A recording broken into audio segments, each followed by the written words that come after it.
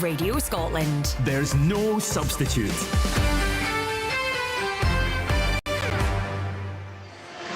You're listening to Open All Night on BBC Radio Scotland. We're built up to the 3 Premiership games this afternoon. Full commentary of Rangers against Livingston. All the news right here on Open All Night. Also Ross County against St Johnstone and St Mirren against Dundee. And I have to say, if I was given a choice to be at a game today, I think I would be at Tannadice. That should be an absolute cracker there for you this afternoon, Willie Miller. United up against Dunfermline. Yeah, top of the table contest here. Both teams starting with the victories, of course, and United a very impressive victory, that 4-0 against Arbroath. But James McPake will be delighted with his 2-1 victory over Airdrie as well. So a good start to the season for both teams. Having watched both of them, they are very keen, and the managers are very keen to get the ball forward early. Last time I saw United here against Partick Thistle, they did that, and certainly Dunfermline against Kilmarnock when I watched them too, playing the 3 up top. So I'm looking forward to an exciting afternoon of football here. Conditions are fabulous, a good crowd as well, Kenny, and everything is pointing towards an exciting afternoon of football. I've got the team news if you want that as well. I can give you that. Yeah, okay. The home side just making the 1 change. In comes Freeman, out goes Docherty. Their starting line up, Walton in goal, a back 4, Freeman, Gallagher, Holt, McMahon, middle 2 sitting, Sibbald and Grimshaw. Front 3 supporting Louis Moult. Up front would be Middleton, Tony Watt and Cujo. And for the visitors, they make 3 changes as for the visitors. In comes Hamilton, Allen and O'Halloran. Out goes McCann, Todd and Breen. And their starting line-up, Sharp in goal. Back 3 of Fisher, Benedictus and Hamilton. Midfield of Comrie, O2, Chalmers and Edwards. Craig Whiting up front with O'Halloran and Allen supporting him. So looking forward to goals here at Tannadice. Fantastic. Let's hope you get some today after a disappointing game at Livy last weekend. Willie Miller, now the man that loves the Championship. He loved his game last weekend. Derek Ferguson is at Somerset Park for us this afternoon. Ayr United against Inverness Cali Thistle. Derek. Yeah, important game for both sides.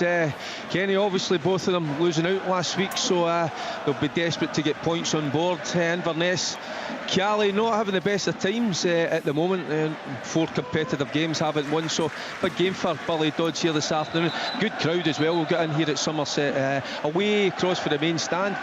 A little bit of a refurb going on. Well, a little bit, they've knocked that kind of little area where they had, I don't know, it was a dress rooms or it was a function suite, but obviously a bit of development going on here. But a big Ayr United crowd here, and it's on a surface, it's absolutely stunning. So the sun has come out as well, Kenny. I'm looking forward to a cracker. Yeah, looking forward to that. It should be a good game where you are as well. Chit Young predicting goals there. Ayr against Partick Thistle. Yeah, absolutely. This is my 3rd week in a row watching Airdrie, and I'm quite impressed with them. We've actually played, Kenny, I've just been timing this 1 minute and 14 seconds before Airdrie have touched the ball. It's a throw-in. Thistle with possession, brilliant start by them. Of course, they had the draw last week against Wraith Rovers, and Airdrie had a great game against Dunfermline last week. I loved that match, nearly 6,000 at the game at East End Park. Quality football was terrific. So I think we're in for a rather interesting afternoon as well. As I said, it's all Partick Thistle in the opening stages. I'm behind a sheet of glass, Kenny, at the back of the main stand at whatever Broomfield's called these days. Excelsior Stadium, I believe it's back to being called. So if somebody said to me, I came into Airdrie and said, we're putting you in a box this afternoon, I was a bit petrified how that was going to work out. You should have been in a box ages ago, Shane. Overdue. It's only a matter of time, boys. It's only a matter of time. A full-time score from the English Premier League. Arsenal beating Nottingham Forest by 2-1. Tom English, the pundits, all gave us their predictions last weekend. I should have warned you about this. So we're looking for top, bottom and surprise package. Top Celtic, bottom St Johnstone. That's Michael being sacked. Surprise package. I don't see a surprise package. Oh, come on. No, but I don't. Come on, look. Who do you think will make top 6, Tom? I think this top 6 will be the same as last season. I think St Mirren will do it again. Oh, but that was a boring answer, Kenny. I bet you're glad you asked. I'm going to write down St Mirren. Check. You did argue last week. Check. That's no surprise. Well, yeah. I mean, if St Mirren making the top 6 is a surprise, then that's my surprise package. But I wouldn't necessarily say that would be a surprise. Foreign team, foreign club, absolutely. So I don't think that would be a surprise. So you just avoided the question. Would Kilmarnock be a surprise package, Tom, if they pushed on? Oh, yeah. That's my choice. Oh, Big time. hands off. I need to go back and look. I think last season, Willie came out on top. Willie and Chick, I think. You'll need to go back and look because I don't believe it. It's that law of attraction. That's it, Willie. All right, if you're giving me a bit of credit for it, then I'm happy to That sixth position is up for grabs. I think the 5 pretty much set in stone, right? Mm-hmm. 6th position. Maybe Kilmarnock, maybe Leanne, you're right. Maybe Kilmarnock could push for that. He looks to have recruited well. I would go with St Mirren, but yeah, I think Kilmarnock could be an interesting shout. Early stages at Ibrox, Rory Loy. Yes, indeed. Livingston, I don't know if they've touched the ball other than a couple of deflections off their legs and things. Rangers have been attacking. A lot of possession for Rangers. Haven't really done much with it so far. All very narrow and through the middle. Lammers and Danilo playing off of Dessers. See, everything's kind of through the middle. Did have a half a chance there for Danilo, which was flicked on by the foot of Lammers, and he put it over the bar. Not a lot to speak about other than that in terms of action. Livingston just getting their foot on the ball now for the first time in the match. But yeah, Rangers have started well enough, but they haven't done much with the possession. Sorry, Rory, a wee scary moment there for Inverness. It's just a simple corner into the box. Mark Ridges, he collects it, then I don't know what he did, but he's come out his hands. He's had a twitch or something. Oh, he's through it.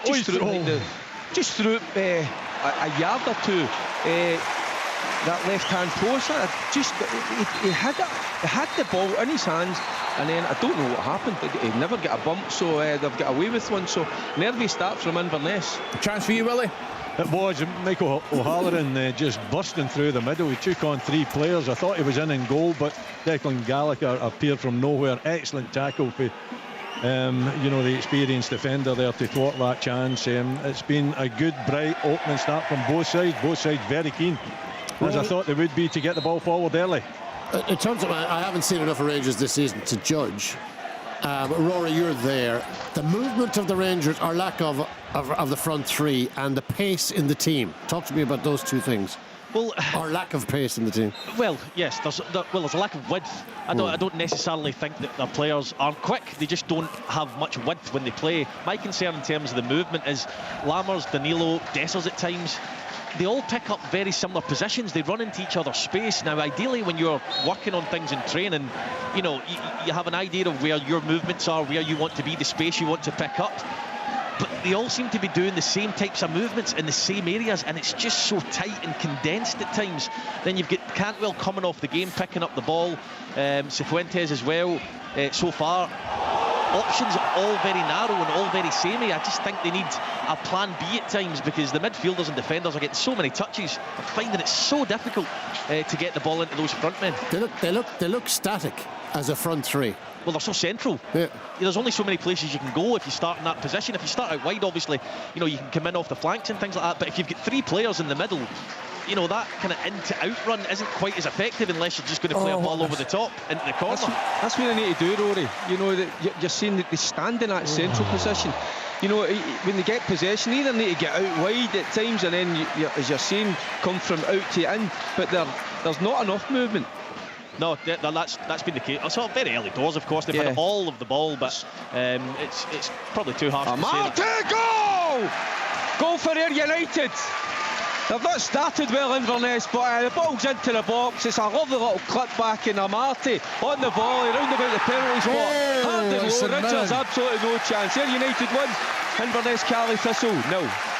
Michael. And it's a goal here at St Mirren as well. It's 1-0 to the home side.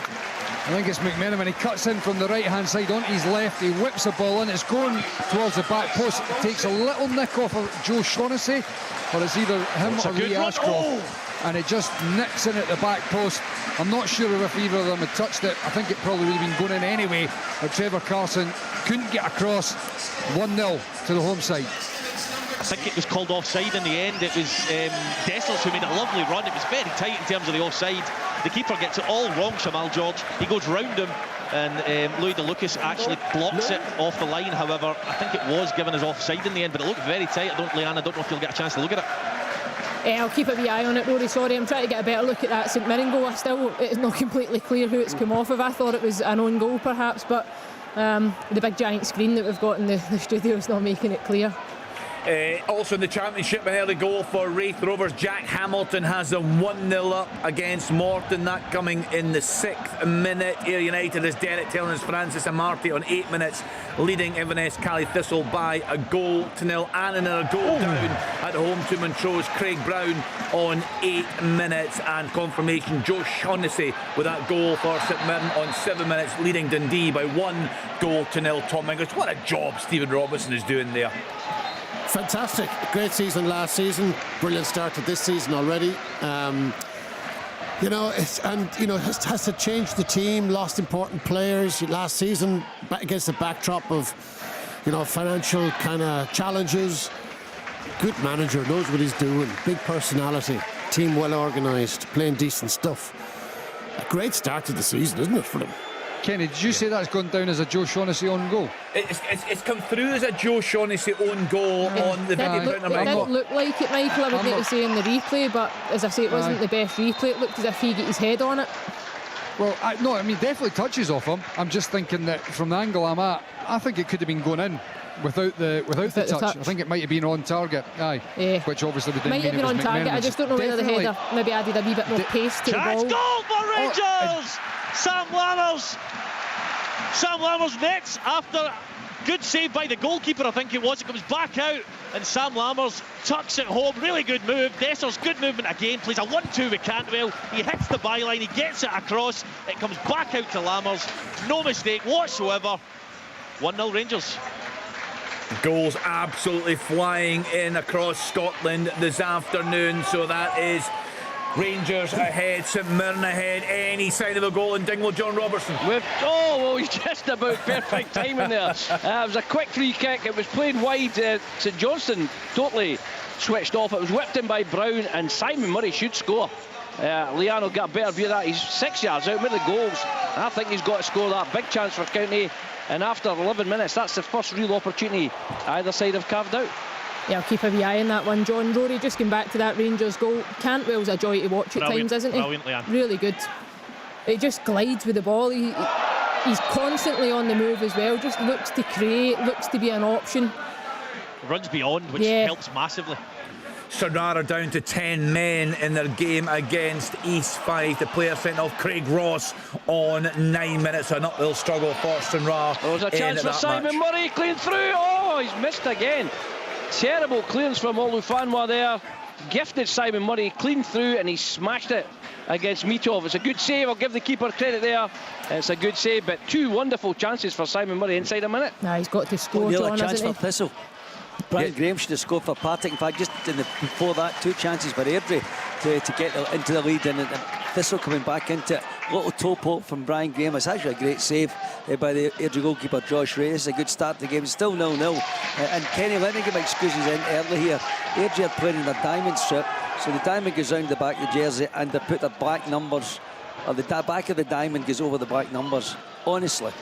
that is a nightmare, no doubt about that. Just as well we're not doing commentary on that match. Lots of goals going in today. Rangers ahead against Livingston St Mirren. What a home record they've got. What a performance through Easter Road last Sunday. Terrific scenes at the end when that goal went in. They are ahead against Dundee in the Championship. Ayr United 1-0 up with Inverness Cally Thistle. Wraith Rovers 1-0 up on Morton. At Queen's Park have just gone ahead at home to Arbroath. Barry Hepburn with a goal there on 30 minutes. Leanne, how do you see the Championship going this season? Do you think United are strong favourites? I think they're favourites. Probably over the next 4 or 5 games, I think we'll see it start to take shape, just in terms of the quality that's there. Chick's been going on a bit. Airdrie, he says he's been at a number of games of late. I know how desperate they were to get into the Championship, and I'm really keen to see how they got on, how they apply themselves. Dunfermline, we know, a big side, a big club looking to come up and certainly make their way back up the divisions again. So whether they can go and cut it and push Dundee United, that's why I'm really intrigued to see how that game plays out today. In Arbroath, you're just looking at them, the goals they conceded last week, they've conceded an early one today. In Queen's Park, obviously going ahead against Arbroath, had a fantastic season last year, and it's just whether they can go and replicate that again. But I don't think Dundee United could potentially run away with it, but I think they'll comfortably win the division, and I think out with the rest it'll be literally whoever puts a decent consistent run together, which we know that's why we love the Championship so much, because that's all it takes at times. It's a great league, Willie. United seem to have signed well this season. Yeah, and they're looking strong after a very, very slow start in the League Cup. The first game I watched down at Spartans and was totally unacceptable, and Jim Goodwin admitted that was the case, but when I watched them against Partick Thistle, they were much better, closer game, and you know they want to get the ball forward, and you know they've got Louis Moult now up front. They've got someone that they can rely on for goals. Tony Watt is just playing off him as well, always a threat and a danger. And little Cujo too is a player that can create. You know, he's a very dangerous player going forward. But yeah, I mean, with the budget they've got, it should be. They should certainly be up there. You know, whether are they going to run away with it? I don't think so. I agree with Leanne there. I don't think they're going to run away with it. But I do think they start as favourites, and they're showing that bit of quality this afternoon as well. Louis Moult could be the difference, Willie, because he's never a Championship player. No. Fit, if he's fit and keeps himself fit and available, he's never a Championship player. Big chance in Dingwall here. Kenny Phillips, lovely little feet at the edge of the box here. Good strike, good save from Laidlaw. St Johnstone come back looking very Leeds United today in their strip. I know there's problems with the Airdrie one, but there's nothing wrong with seeing the St Johnstone numbers, that's for sure. Kenny, ask the guys, is there better refereeing in the Championship? The reason I'm saying that is that sometimes there's different rules, there's challenges. I've already saw a couple of challenges that I think in the Premiership that would have had a booking. Yeah, the referee, spot what on, we've got here today, we've got Peter Stewart, you know, and they're good, honest challenges. Yeah, they may be slightly late, but he's let it go. He's not booked them, which I think is quite refreshing. No VAR, of course, no VAR. Well, what a difference that made to the game midweek. I know Rory was doing commentary. I think Michael was there as well. The Hibs game, the challenges that were flying in at one point, you could just tell there was no VAR though, because players, you know, there was no fear about repercussions or second things being looked at again. I actually thought it added a really good edge to the game. I watched that on another day. There could have been about 4 or 5 red cards in that one. Well, you think how many possible red card checks there would have been? It's been incredible. There was an on-site VAR official. His name was Martin Boyle, apparently.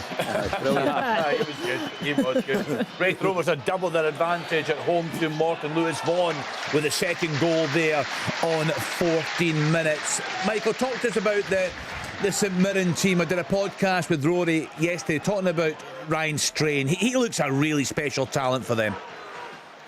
He's a very good player, absolutely. You know, likewise, I've mentioned before, I'm surprised that nobody was coming sniffing about Ryan Strain and looking to take him away from St Mirren. He's a very good player. He's constantly up and down the line playing that right back area. I think he could play in a back four as well. His deliveries from wide areas is fantastic. Set pieces as well. You know, just a typical sort of modern day fullback or wing back. Yeah, obviously playing the wing back, the one thing is you'd be slightly concerned about defensive qualities, but whenever I watch him, especially, you know, in the earlier parts of the game, I think, you know, potentially, you know, laterally, because he does a lot of running up and down, he can tire a wee bit, but certainly early in the game you don't see many folk getting past him. So I think defensively, that's what I'm saying, I think in a back four he could play there as well. I think he's a very, very good player, and you know, obviously it's a huge positive and a bonus for St Mirren that he's here in Paisley.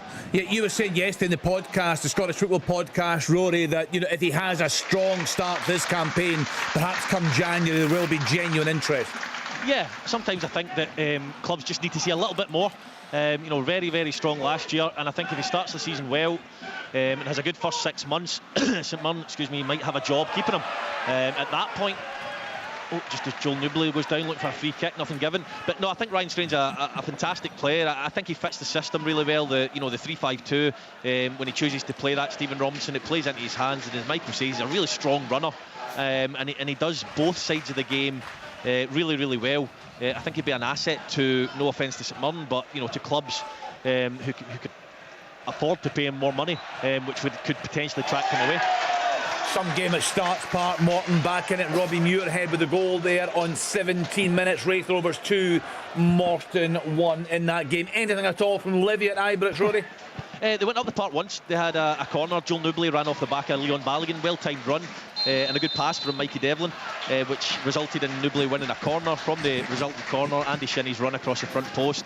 It was too difficult for him to steer the shot on target, and it went well over. We now have a free kick out on this left-hand side. Borna Barisic, while soon would take it, so it's an opportunity for Rangers to try and grab a second. Airdrie claiming a goal there. There was a quickly taken short corner from the left-hand side. Ball was played in, and it was rattled against the crossbar. The Airdrie fans in front of me thought it was over the line.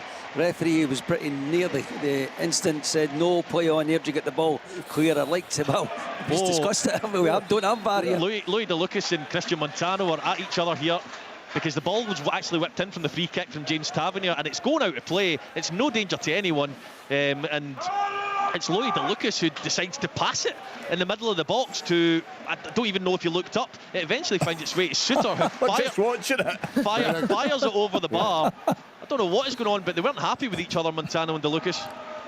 They're very lucky to get away with that. Yeah, I mean, that is Keystone Cops at the back there from the two of them. I thought we were going to old Ragball Rovers. That's not surface this season, is it? I need to extend my lexicon here. Mr. Magoo, Ragball Rovers. Ragball Rovers have kind of passed their sell-by date.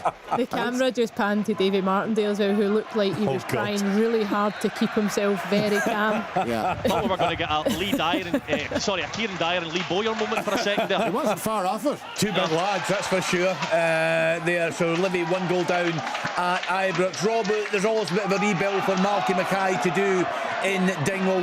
What have you made of the side he's put together for this campaign? Yeah, I don't think it's that much of a rebuild, to be honest. There's still a fair chunk of the players from last season, Kenny, are still here, and they're certainly having the better of it at the moment against St Johnstone. They're playing a 4-4-2 with Murray and White up front against a 4-1-4-1 from Kilmarnock. But there's a chance here. But most of the stuff so far has been pretty straightforward. Both teams have got a long throw expert. They're launching into the box, and they say the chances created so far, just a long kick up the park, flicked on by White, that Sims nearly got in. I say there and set play. So there's nothing much between the teams. Ross County are certainly more on the front foot at the moment. He's brought in the big lad at the back. Leak has come in today. He's a big boy. He said he's a man. There's absolutely no doubt about that. But if you look at the rest of the team, they were all here last season. You've got Sims, White, Murray, Danda, Lutari, Baldwin, Harmon, Laidlaw. So there's only 2 or 3 that he's slipped in here at the moment. But I tell you what, both teams have got some big lumps in their side here, because Olufan was about 6'2", 6'3". Then you've got McClellan's massive as well. Liam Gordon, Andy Considine. Oh, good finish. McGowan, it's massive. It's 2-0 to Rangers, and it's Jose Cifuentes. The actual corner is won from him in the first place with a very, very good volley. It was well saved by Shamal George. From the resulting corner, the ball comes in. Rangers get the first contact. I think it's maybe Balogun. It falls to Cifuentes, who I might add has been excellent from the word go here today at Ibrox. He makes it 2-0, and Rangers looking comfortable. Yeah, they're cruising. So the latest score lines across Scotland this afternoon: Rangers 2, Livingston 0, Lammers and Cifuentes, Ross County 0, St Johnstone 0, St Mirren 1, Dundee 0. It's down as a Joe Shaughnessy own goal in that game. We do have goals, of course, in the Championship. Airdrie 0, Partick Thistle 0, Ayr United 1, Inverness Cali Thistle 0, and Marty with a goal there on 8 minutes. Dundee United 0, Dunfermline 0. Yes, take it away, Michael. Sorry, Kenny, it was almost 2 here at St Mirren. It was down the left-hand side, ball in from Tanser. I'm not 100% sure whether it was Kilty or McManaman who got the header, and it came crashing off the crossbar. Dundee were able just to get their lines cleared eventually. Goal check here for and then it went out for a bye kick. Sorry, Mikey. It's all right, and chance it was passed up, but almost 2-0 for St Mirren with a header off the crossbar. Right, that check's going on. So back into the Championship. Queen's Park 1, Arbroath 0. Barry Hepburn in 13 minutes. Wraith Rovers 2, Morton 1. Jack Hamilton and Lewis Vaughan for the home side. Robbie Muirhead pulling them back for Morton in the Championship. In League 1 this afternoon, Alloa 0, Stirling Albion 0, Annan 0, Montrose 1, Cove Rangers 0, Falkirk 0, Edinburgh City 1. Goal disallowed, sorry Kenny. No bother at all. So that one has been disallowed. We'll get a replay there for Leanne to have a look at. Edinburgh City 1, Queen of the South 0, Kelty Hearts 0, Hamilton Accies 0, Clyde 0, Bonnyrigg Rose 0, Dumbarton 0, Spartans 0, Forfar 0, Elgin City 0, Peterhead 0, Stenhousemuir 0, and Stranraer, who are down to 10 men 0, East Fife 0. And in England, the lunchtime kick-off, Arsenal beating Nottingham Forest by 2 goals to 1. And in the 1, 2, 3, 4 3 o'clock kickoffs, no goals so far. Any replay of that one there? Yeah, I'm just looking at it now, Kenny. It actually comes off another body part, I'm assuming, because it's led to a goal, though. It comes down and hits his arm. That's why it's been disallowed. And that's, I think, why Don Robertson wouldn't have went to the screen. Is that right, Leanne? Just Yeah, I think so. It's factual rather than... Yeah. He's really unfortunate because he's almost Balogun goes to get the contact, as you described, Rory. I think he actually misses it. And it then kind of comes straight through to Cifuentes, who's kind of not expecting it. He goes to header it and it almost rolls down his body and onto the arm. Disallowed. So that's you up to date with all the goal news. No sign of a goal at Tannadice, Willie Miller? No, we had a couple of head knocks back. We had 3 head knocks. It's kind of taken the steam out of the game, and the momentum has been lost. I would say United have got the upper hand at this moment in time. They have got the more attacking moves. Some good cutbacks from wide areas. Cujo has been very lively, down the right-hand side. And McMahon has been very good down the left-hand side as well, delivering balls into the box. But Dunfermline have dealt with it extremely well. They've defended it well, so it's still in the balance and still no goals and still not too many opportunities to talk about. Another big chance here for County, and again it's route one. It's a set piece. Danda throws it in, and this time it's Leake who gets up, bullets a header, saved by Mitov again. Well, what sort of travelling support is there, Robert? Because I was saying off the ball earlier that I saw a few St Johnstone fans complaining about the pricing up there when you factor in the journey and the cost of that. Just too much for quite a few, I believe, not to have gone up and supported their side this afternoon when they badly need support. There's a little section across from the main stand, over on the south stand here, that they've filled that up. So I would probably say 200 or 300.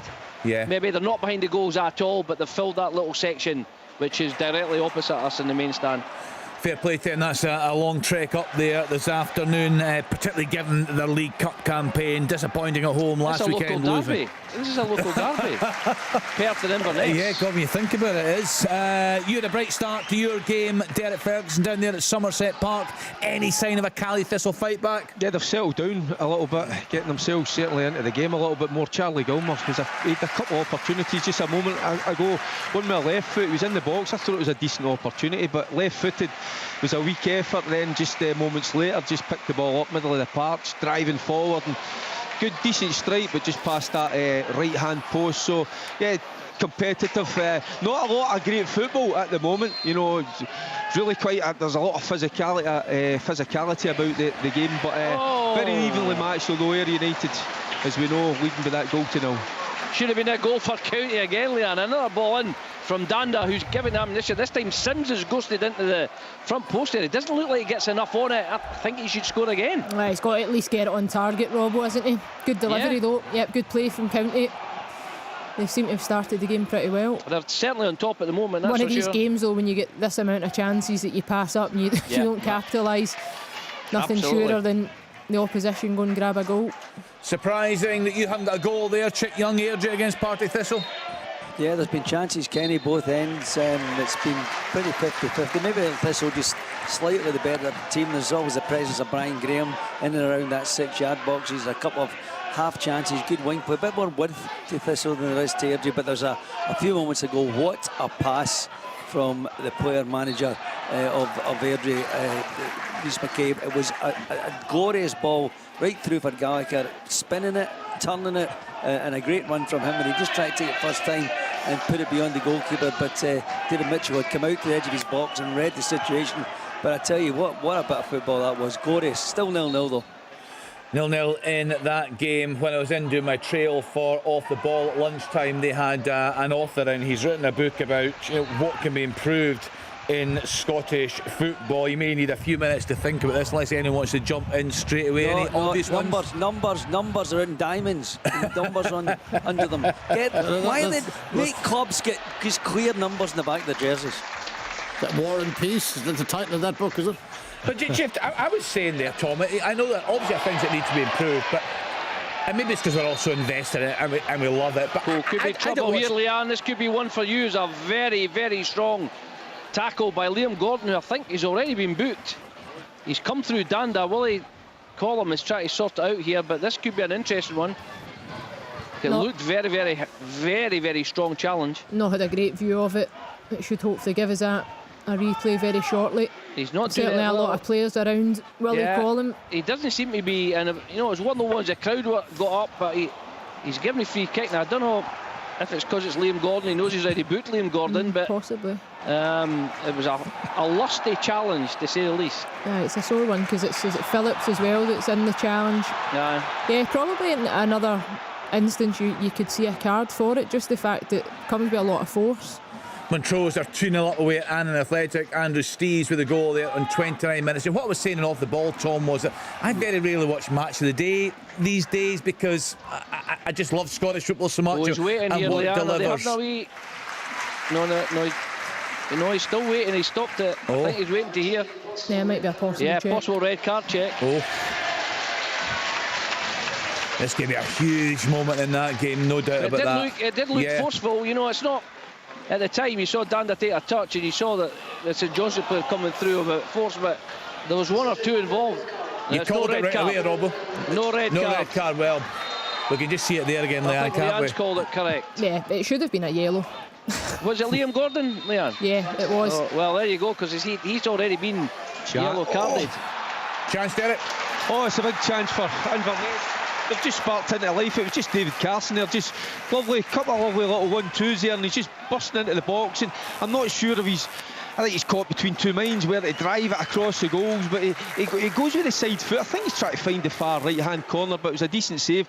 I thought it was just going to break to Mackay, but the ball's just been put by for a corner kick. So Inverness just starting to mount a little bit of pressure at the moment and pinning Ayr United back. And it's Partick Thistle who've taken the lead.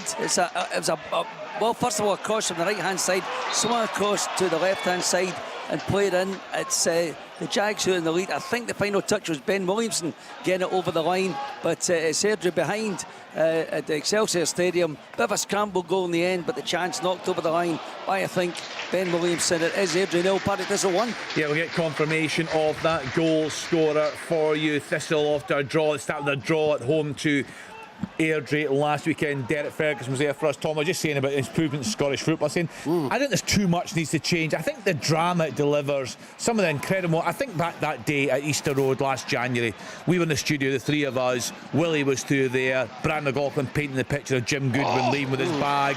You've got Dave Cormack coming on with emotion. There's so many stories. Sorry, Kenny, I need to come in there. That was a brilliant Inverness free kick into the box, and it was big Danny Devine. It's a brilliant header, but I tell you what a brilliant save it was with Albinson. Thought it was just going to go into that top right hand corner, but brilliant free kick, brilliant header, a magnificent save. So Inverness, I says it was a slow start to this game, but now they're starting to dominate and now they're creating chances, and so unlucky not to draw level there. It's actually the goal scorer, Kenny, just to correct that, James Lyon, who actually was the only change in the Thistle team. He came into the side today with the one change of the team for McEnroy. So it's James Lyon who puts Thistle ahead after half an hour. Just to pick up on you're saying, yeah, look, it's incredible. It's intoxicating. The whole of Scottish football gets under the skin. For sure, storylines are unbelievable. There's an awful lot wrong with it, but it is compelling. You could draw. I mean, that's a good one. It is compelling. This guy's written a book. Kenny, one of his main points was on the development. And he's 100. I was listening to it really, and particularly the top clubs. they don't play young Scottish players. Chick was making that point last season, Chick, weren't you? Struggling to get candidates for Young Player of the Year. The league, you could expand the league. The financial disparity between the top two and the rest. You know, if you were to recast Scottish football from year dot now, you wouldn't do it like this. That's not to take away from the drama. It's not. It's always going to be dramatic, but it's the financial advantages of the top two. It's just the nature of the beast. That is not a kind of healthy league if you want competition. But they also, in terms of development, the clubs bring on players in 16, 17, and their way to, because of the huge demand and the appetite for young players and the money that's going around in England, Championship, EPL clubs down there, they go down to England when they're 16, 17. Charlie MacArthur, for example, who was at Kilmarnock, I think it's at Newcastle now. Dylan Reid, smashing young player, youngest ever player to get into the Smyrna first team. He went away to, I think, Crystal Palace as kids, so we don't see them coming through now and playing. I just think there's an inch. Sorry to interrupt you. There's an inch. I was going to say this. Nobody mentioned anything on the ground here. There's going to be a penalty here. Richard Taylor, from a throw-in, the shy, he pulled Lee Ashcroft's jersey. It was absolute madness. Ashcroft went down. He didn't even. I don't think he even realised. And I'm not surprised that VAR's looked at this, because I was just going to mention it earlier, but you guys were talking away how some things happen and folk just they brush it off and the game goes on, nobody complained. This will be a penalty kick. 100%. Yeah, we're just getting Richard a replay Taylor of it pulls, now, Michael. He pulls Lee Ashcroft's jersey. Yeah, it might not be forceful, but Colin Stephen was looking right, and I don't know if you can see, the referee was looking right at him, and he obviously didn't he's literally 10 yards. He's less than 10 yards from him, actually, Michael. And there's nobody obstructing his view. No claim now. I don't see any claim. No, do you? nobody. No. And nobody claimed. There was nothing from the benches, nothing in the stands. It's 100% a penalty kick.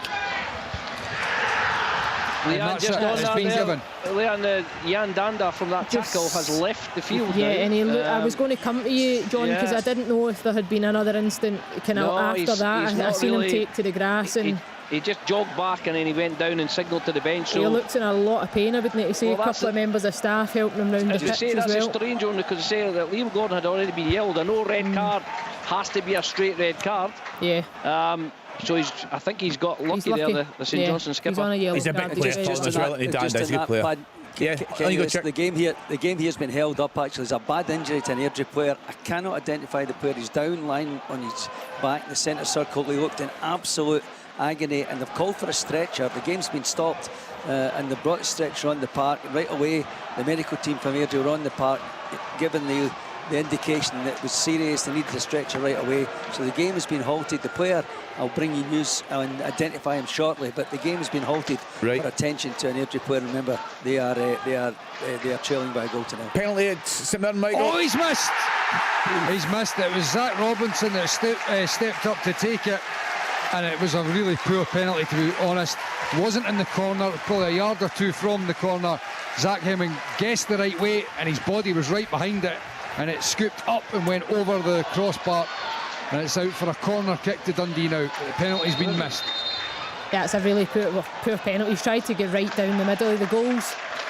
The goalkeeper's barely moved though, Michael, and just stuck the feet out. Aye, yeah, I mean, I just don't think he connects with it particularly well. He doesn't. And he doesn't. Whether he was trying to go in the corner down the middle, I couldn't honestly tell you. He just didn't strike it very well. And it was tried to just get in a perfect position. Right down the middle. We've had a brilliant view. The camera showed you from behind the goal, which was perfect. But he's not even waited for the goalkeeper to go early and roll it down the middle. He's actually just played it down the middle before the goalkeeper's really out of sight. Brighton are 1-0 up at home to Luton. Solly Marsh with the goal in 36 minutes. Check. Yeah, Kenny, it's actually really bad news for Airdrie, because the player being stretchered off is the player manager, Rhys McCabe, who is such an influential player for them. Has a huge impact. He's sitting up on the stretcher, I'm delighted to say. Looks in a lot of pain, and they've had to make the change. Murray Aitken has come on. The player manager stretchered off. That's really bad news to say. Was that a challenge check, did you say? I have to say, it was away. There was the ball with a couple of players went in. Maybe the ball went away. I followed the then. game. I couldn't really say exactly what happened, but it was immediately rolling in agony and calling for help on the never surface. Good when it's never really something clear and obvious, is it? No, correct. So wish him all the best. Why is Liam Gordon still on the pitch? Have you had a look at it? Well, I mean, I think it's a second yellow, right? Second yellow all day. I mean, it's not a red, it's not a straight red, but it is a yellow I card. don't think you can give a yellow for Tom. The referee would need to have given it himself. Oh, no, yeah, that's what I mean. So how he... Yeah, why the referee hasn't given No, it? exactly. No, but that's the same at the time, because there was two guys went in, Phillips and Gordon went in heavy, and I said maybe, well, even then there's no excuse. If he thought it was Phillips, he should have booked Phillips. But I thought at the time it warranted something. I didn't think it was a straight red, but it happened that quickly. But it was a very, very strong tackle. Sure was, Robbo. Yeah, Was the referee obstructed? Did they see it? And there's another yellow anyway for something completely innocuous. There's a yellow card for Brown. If it shows us again, Michael, I'll keep an eye on the referee's positioning, but at a glance for the first viewing, I'm sure he was in decent sight of it. But I think it's the fact that, as John's saying, the two players have almost come together at the same time. So Phillips has joined in, Liam Gordon's come through Danda as well, and he's maybe been unsure who's actually caused the damage. Michael, give us one thing you'd change in Scottish football. The financial disparity between the clubs. Yeah. I mean, how on earth do you... How on earth do you do that? Yeah, look, it wasn't you're asking me to do something realistic, were you? This was a wish list. It would mean. I mean, look, you can't do it. You can't do it. But you know, if there was something, if there was one thing that I could, that's what I would change. Yeah, because even the prize money would... And it's self-inflicted on St Johnstone's. There's no doubt County have dominated this game. It was a long ball. McClellan's ushering it back. He's tried to head it back. He slipped. It's been picked up by the substitute Turner, and he's rolled it under Mitov, and it's not before time, and deservedly so. It's Ross County 1, St Johnstone 0. I'm laughing at the celebrations here, John. They just panned the camera, and it was Simon Murray aggressively hugging Kyle Turner. Yes. I'm sure he's more than happy. Simon just looks aggressive at all times. It's just his celebration. But it's a great run from Turner. He doesn't give it up. He doesn't give it up, yeah, but it's a terrible mistake from McClellan. He should be dealing with that. No doubt. It just looked Tom English aside, really lacking in confidence, St Johnstone. Yeah, like there's not many goals in the team, and when they're conceding goals like that at the other end, you've got no chance.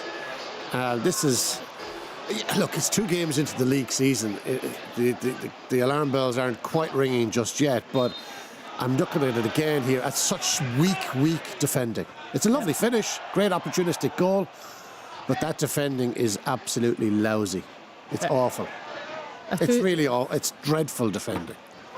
Montrose are now 3-0 up away at Annan Athletic. Kane Hester with a goal there on 40 minutes. So the latest scorelines across Scotland this afternoon: Rangers 1, Livingston 0, Ross County 1, St Johnstone 0, St Mirren 1, Dundee 0. Dundee having a penalty saved. Zach Robinson couldn't convert from the spot in that match. Into the Scottish Championship: Airdrie 0, Partick Thistle 1, Rhys McCabe stretch it off, as Chick was saying there, for the home side. James Lyon with a goal for Thistle on 31 minutes. Ayr United 1, Inverness Cally Thistle 0. Francis Amarante with a goal on 8 minutes. Dundee United 0, Dunfermline 0.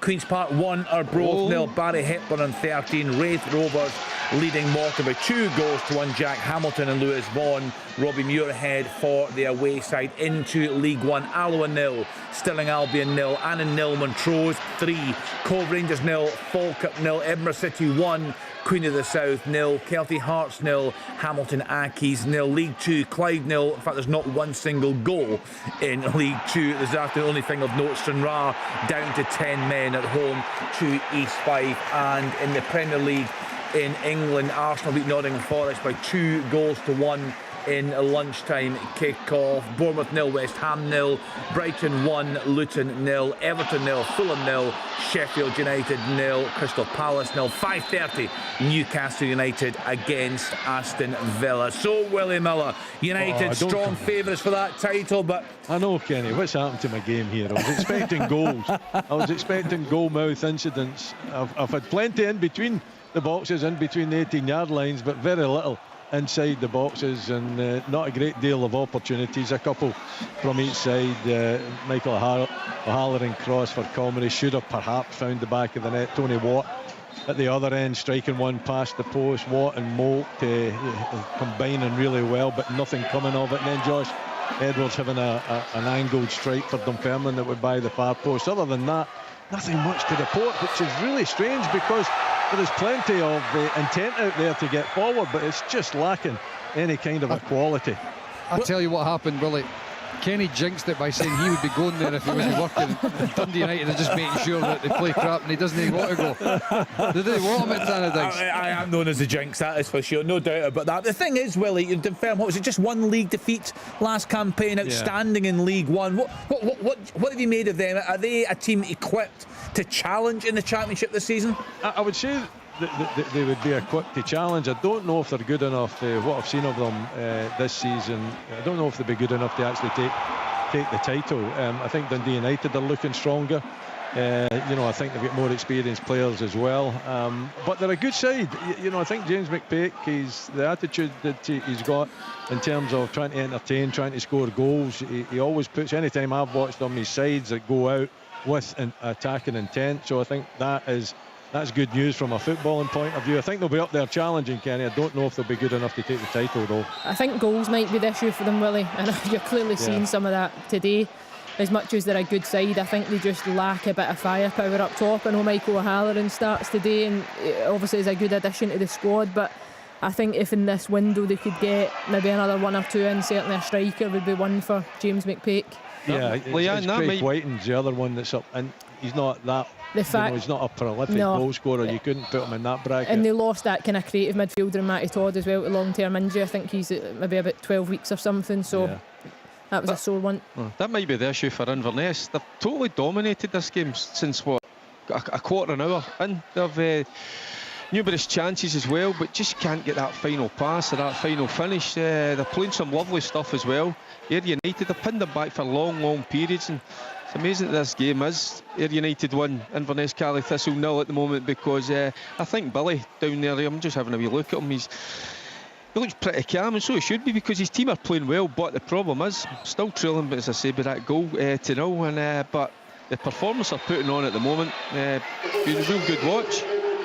Half-time, Alloa Athletic 0, Stirling Albion 0. What about Dundee, Michael? The return to the top flight. They opened with a draw at home to Motherwell last weekend, and a great chance to level things up there in Paisley this afternoon. What have you made of the side that Tony Dockery's put together?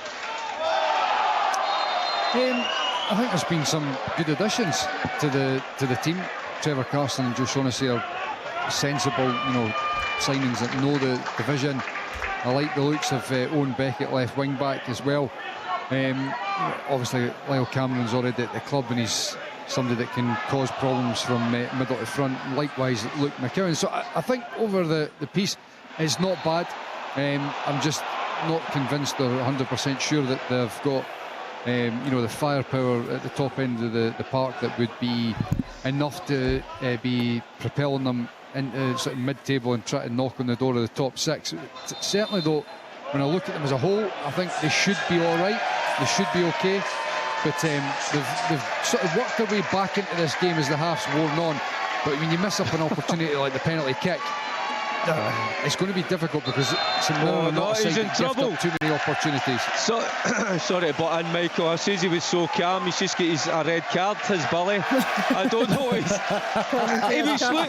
I've just looked down, and his team are playing well, and he must have said something, and the referee's walking away. He's already booked him, and he's had another go at him. So that's Billy got a red card. So he'll be sitting up beside me shortly.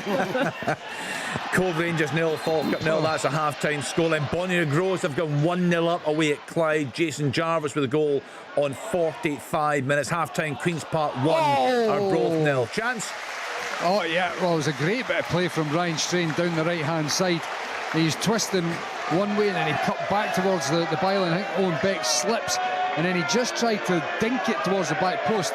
I think he didn't catch it as well as he would have hoped, but it almost drifted in over Trevor Carson and into the net. The goalkeeper managed to just get a touch on it with his fingertips and push it over the crossbar. It's now a corner kick here for St Mirren. Half-time, Kenny. Ayr United's 1, Inverness Caley Thistle 0. Thanks, Derek. In terms of the game at Ibrox, Rory Lloyd, Davy Martindale, happy still to be in this one, just a 1-0 deficit? Yeah, I would say so, but I mean, Rangers have been good. Cantwell and Cifuentes have been their bright sparks. They've been the two best players on the pitch. Lammers started well after 20 minutes. He's totally dropped out the game. Danilo has played on the outskirts of the game, hasn't really been too involved. Dessers, for me, has been really, really poor. Giving the ball away on numerous occasions. Him and Michael Beale, Michael Beale was shouting on at him. Half-time Dingwall, Ross County 1, St Johnstone 0. Thanks, Robert. Dessers was having a wee bite back and things like that, so it'll be interesting to see how that one continues. But Rangers have been okay. Livingston don't look a threat offensively at all. That'll be David Martindale's concern, because they have to score to try and get back in it. They've been compact and solid enough, and like I said, Rangers have done it just enough to be in front. But after 20 minutes, you're thinking, right, go through the gears. But I have to say, it's been a little bit disappointing since they scored the goal. Not played badly or poorly, they've been okay. Again, it's the lack of movement and lack of cleverness. Cantwell has it. Well, you see the lack of movement, Tom, but it's breaking down at Dessers every single time. Yeah, I know. Yeah, he's been really poor, but they're just unconvincing. There's a lot of huff and puff going on, but a lot of misplaced passes. I think there's a. They're trying to attempting to walk it into the net. They look like a team that think they're better than they actually are. Yeah, I actually think even midweek when I watched them, other than the opening 20 minutes or so, that they're just making it up. That is half-time, guys, so it's 1-0 to Rangers. Thank you, Sir Livy, very much in that game. Interesting later, Tom, to hear from some Rangers fans on this. Say they laboured to a 1-0 or a 2-0 today. It was not a good performance. Just what the overall feeling is around the support. Yeah, I mean, absolutely, yeah. I mean, look, they're winning the game. You'd expect them to win the game. They're at home against Livingston, and they will probably go on to win the game. But that first half performance, apart from the opening minutes when they score, unconvincing. Again, the proviso is they're trying to bed in a new team, right? And let's see what they're like in 2 months, 3 months. Question is, will they still be in the league in 2 or 3 months' time? They don't. They don't have time. 2-0 to St Mirren. The corner kick thrown in from the left-hand side. It was Boyd Munce with the corner, and Mikel Mandaron with a run to the front post, flicks it on, goes in at the back post. 2-0 right before half-time for the home side. Yeah, it's a good header, good delivery, Michael, but as you say, brilliant run across that front post and to flick it and keep the power on the ball, and direct it towards that opposite end of the goal. Top drawer. You can't help but just think, terrible missed opportunity for Dundee. I said it, just a couple of minutes ago there, that St Mirren are not going to gift up too many opportunities. I didn't think it was going to be 2-0 at half-time, but certainly that this home side, when you have a chance, you've got to take it. Missed it. Big miss from the penalty spot for Robinson, and now they're 2-0 down at half-time. Yeah, that's a really sore one for Tony Dockett. I know, again, St Mirren almost a sell among the home support. They have very few tickets left. They're really getting behind their team. No wonder. Top 6 finish. They're through in their League Cup group, and what a performance, what a result, Tom English, through Easter Road last Sunday. Yeah, listen, they're there, and they've picked up where they left off last season. 2-0, good value for it. Great header. Really, really brilliant header. Not just the run, the alertness, but the execution of the finish was brilliant. They're in a rich vein of form. Yeah, Mandaron with a goal there, 2-0 right on the stroke of half-time. Still playing at Tannadice, Willie? Yeah, we have had about half a dozen head knocks. A lot of stoppages in this game. We're still playing. The rain has come on. There's still nothing to report in terms of goal-mouth incidents. Come on, cheer him up, Tom. Come on. Willie, as a matter of interest, these head knocks, did players leave the pitch to be examined, or what happened? It's half-time here at St Mirren. 2-0. Thanks, Michael. Some of them did and some of them didn't, Tom. It was a bit of a mixed bag. And it's absolutely pouring down now. And Dundee United, maybe with a late opportunity, as Tony Watt clipped it to the back post.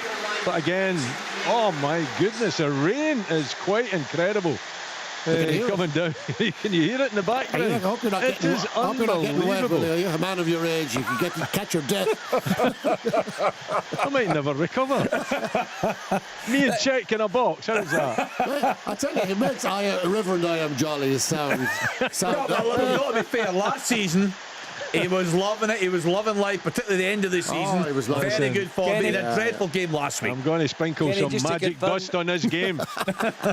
Yes, Chick. Half-time at Excelsior Stadium. It's 1-0 to to Partick Thistle, but the first half blighted by that injury to Rhys McCabe. Yeah, hopefully we'll get an update. I know Chick will speak, well, he's certainly planning on speaking to both managers. Whether Rhys McCabe is available to do that, we shall see later on, but we'll get an update on how Half-time, he is Kenny, feeling. goalless at Tannadice. Good stuff, thank you to Willie Miller. It's been an eventful first half across Scottish football. Half-time reports to come right here on Sports Sound on BBC Radio Scotland. On digital radio, FM, online at BBC Sports Scotland, your smart speaker, and BBC Sounds. This is Sports Sound from BBC Radio Scotland. Scottish football lives here.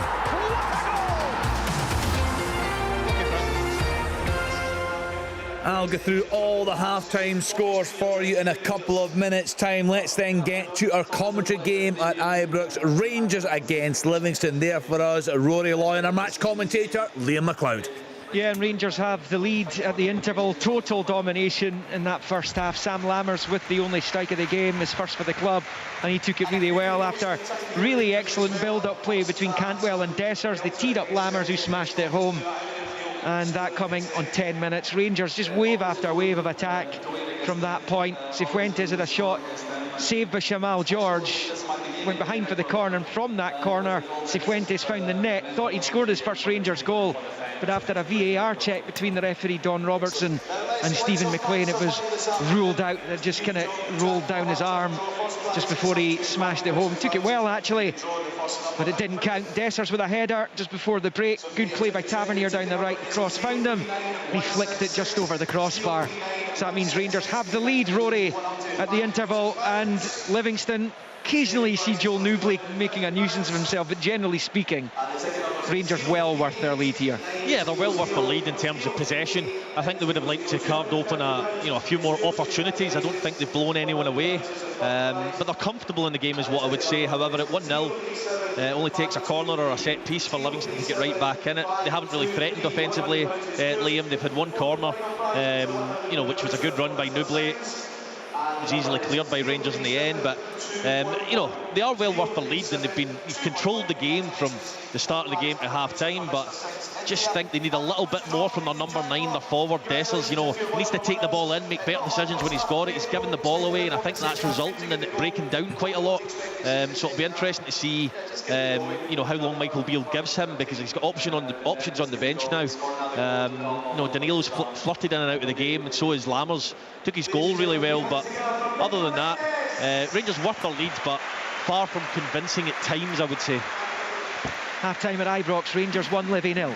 Thank you to Liam McLeod and to Rory Loy. The option of open all mics or full second half commentary to come from Ibrox. Let's then get to Dingle. We gave this game quite a big build up earlier on. In terms of the start of the season St Johnstone have had, we felt it was an important one for Stephen McLean, John Robertson, and my goodness, they've got a real battle in their hands.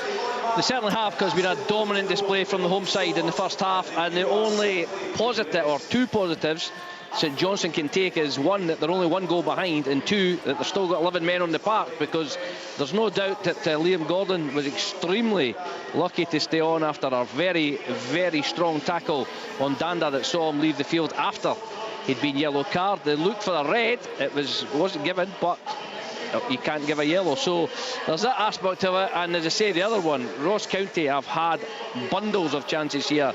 Simon Murray could have scored twice in a minute. First he headed a Danda free kick wide from 6 yards out, then a terrible mistake by Olufuanwa. He got into it straight through. Mitov in goals had a great save, and then Murray again had a bullet header straight to the keeper. It was deja vu as Ryan Leake, the debutant, bulleted another header, and Mitov saved that as well before Sims got into the same position as Murray and headed past the post again. And it looked like the Saints were going to get into half-time at 0-0, but just before the interval, a long ball down the park, there was no danger. McClellan made a mess of the pass back.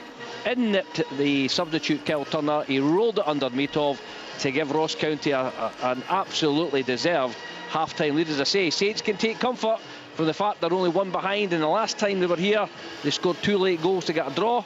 They're going to need something similar in the second half, because at half-time it's Ross County 1, St Johnstone 0. In contrast, Michael Stewart, the Paisley Saints are absolutely cruising at half-time. Yeah, they are. It's, they looked at this game before with all the teams that are playing tomorrow, a win here in St Mirren early in the season could go top of the table, and it looks that way at this stage with a 2-0 lead at half-time. They were the side that started brighter. The game was predominantly being played in Dundee's half, and it was only 7 minutes in when McMenamin cut in from the right-hand side. He curled one with his left foot. It was drifting in towards the back post. I'd still want to see the replay. It's been given as a Joe Shaughnessy own goal, but I think perhaps it might have been going in anyway. It was past the goalkeeper before Trevor Carson could do anything about it. It's got the home side 1-0 up. And if truth be told, they were worthy of that, and they continued to build the game. There's a few more opportunities. They hit the crossbar after about 20 odd minutes, and then out of nothing, Dundee up the other end. It's a long throw in, and I think it was Mikael Manderon, actually, it wasn't Richard Taylor, who pulled the jersey of Lee Ashcroft. And the game just played on. Nobody was mentioning anything. No complaints from the officials, from the club officials, from the stands, from the players. Nothing. A couple of minutes later, though, Colin Stephen was told to come across and look at it by VAR, and quite rightly pointed to the penalty spot. And Dundee had a great opportunity to get themselves back into the game, but Zach Robinson with a very poor penalty kick right down the middle of the goal, and Zach Hemming made the comfortable save. And as if that wasn't bad enough, right before half-time, the corner kick from Boyd Muntz. Mikael Manderon with a wonderful run across the front post with a flick into the back corner, and got the home side 2-0 up at half-time, thoroughly deserving of their lead. And it's now a mountain of climb for Dundee, and it looks like St Mirren could be sitting top of the table at the end of play. Absolutely, that's where they are right now. Thank you to Michael Stewart. So St Mirren 2, Dundee 0, Ross County 1, St Johnstone 0, Rangers 1, Livingston 0. Let's then get in to the championship action. Chick Young is watching Airdrie against Partick Thistle. Before I do that, could you just record that little phrase from Michael Stewart there and just keep it for posterity? It's yes. not so much fun here at Airdrie this afternoon, certainly not for the player manager of the club. We'll come to that in a moment. It's 1-0 to the Jags at half-time. The only goal came after 31 minutes. James Lyon, who interestingly was the only change in Chris Dillon's team, came into the side, and he put the Jags ahead. It was a cross on the right, knocked about back out to the left-hand side, floated in, and there was a little scramble inside the 6-yard box before Lyon was able to rattle it into the back of the net to put Thistle ahead. But all that was marred by an instant in the wake of that. Rhys McCabe, who was so influential again for Airdrie. There was one pass he made was just magnificent to watch, but he went down. I'm not entirely sure what happened. The play raged on, but McCabe was lying just about the centre circle in absolute agony, and eventually he was stretchered off. He was sitting up in the stretcher in the end, which was good news, but he couldn't clearly feature anymore in this match. We'll find out after the game, Kenny, how bad it is, but bad news for Airdrie in the fact that they lose their player manager this afternoon, and that they are trailing Partick Thistle by 1-0. Thank you to Chick Young. Let's then get to Somerset Park. Ayr United against Inverness Caley Thistle, watched by Derek Ferguson. Yeah, Kenny, Ayr United won at the moment. Inverness Caley Thistle no, pardon me. It was a nervous start from Caley, Kenny, and they paid the price 8 minutes in. Caley not clearing their lines, and it was United's Francis Amartey firing home from around the penalty spot to give Ayr United the lead. Inverness, they eventually settled. They went close. In 20 minutes, it was Charlie Gilmer driving pass from just 20 yards out. Devlin then went close on the half hour for Caley. His powerful header brilliantly saved by Albinson in goals. The away side by this stage, well, they were dominant and again went close. At this time it was Longstaff dragging his shot just wide before the break, and then right on the break, Kenny, our own Billy Dodds, I don't know what he said to the referee, obviously questioned him, but the ref was having none of it, sent him to the stand. So that's how we stand at the moment as we get into the second half. Players are out, Kenny, at the moment. Ayr United 1, Inverness Caley Thistle 0. Thank you to Derek Ferguson. Willie Miller desperately in need of a goal at Tannadice, Willie. Yeah, we are here, and it's a decent crowd as well, and they'll be disappointed that they haven't seen more action inside the penalty box.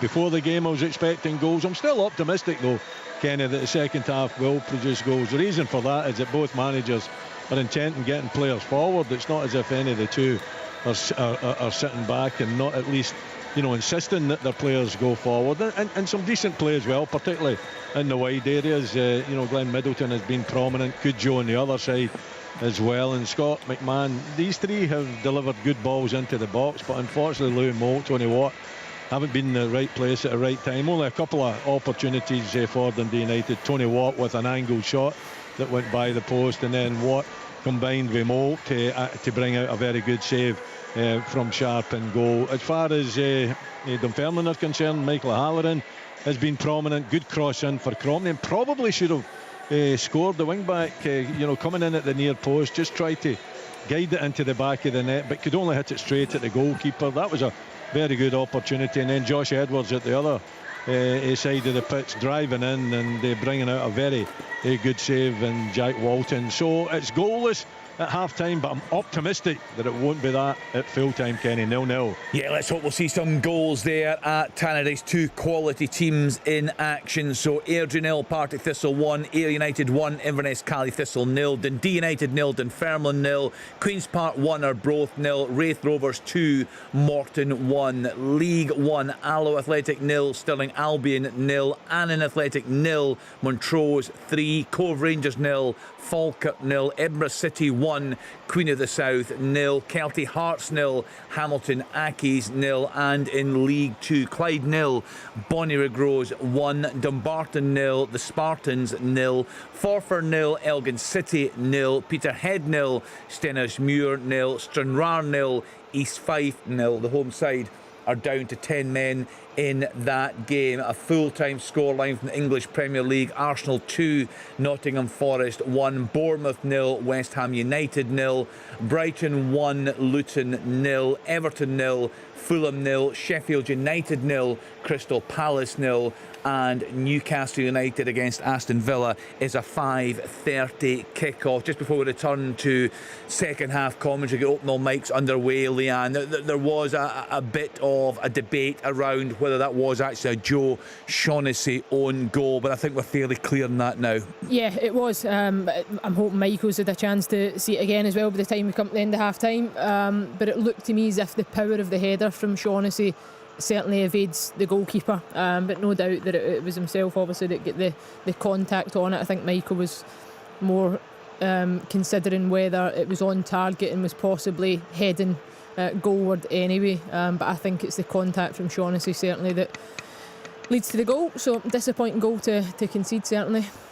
Just a reminder, we have the return of the fan element of our programme this evening. So from 5:30 until 7 o'clock, we'll be joined by fans from various clubs to give us their thoughts on the performance today, on their hopes, their aspirations for the season ahead. So lots to discuss. Also got some music. We've got a footballer choosing 3 songs for us. That's been a big successful part of our programme. Really enjoyed some of the fan engagement last season, so stay tuned for that from 5:30, and of course all the reaction. We'll get the manager interviews played out for you as well. For now though, a choice of listening once again for full commentary of Rangers against Livingston. Tune to BBC Radio Scotland on digital, Radio Scotland Extra on BBC Sounds and 810 medium wave, and for open all mics choose BBC Sounds and 92 to 95 FM.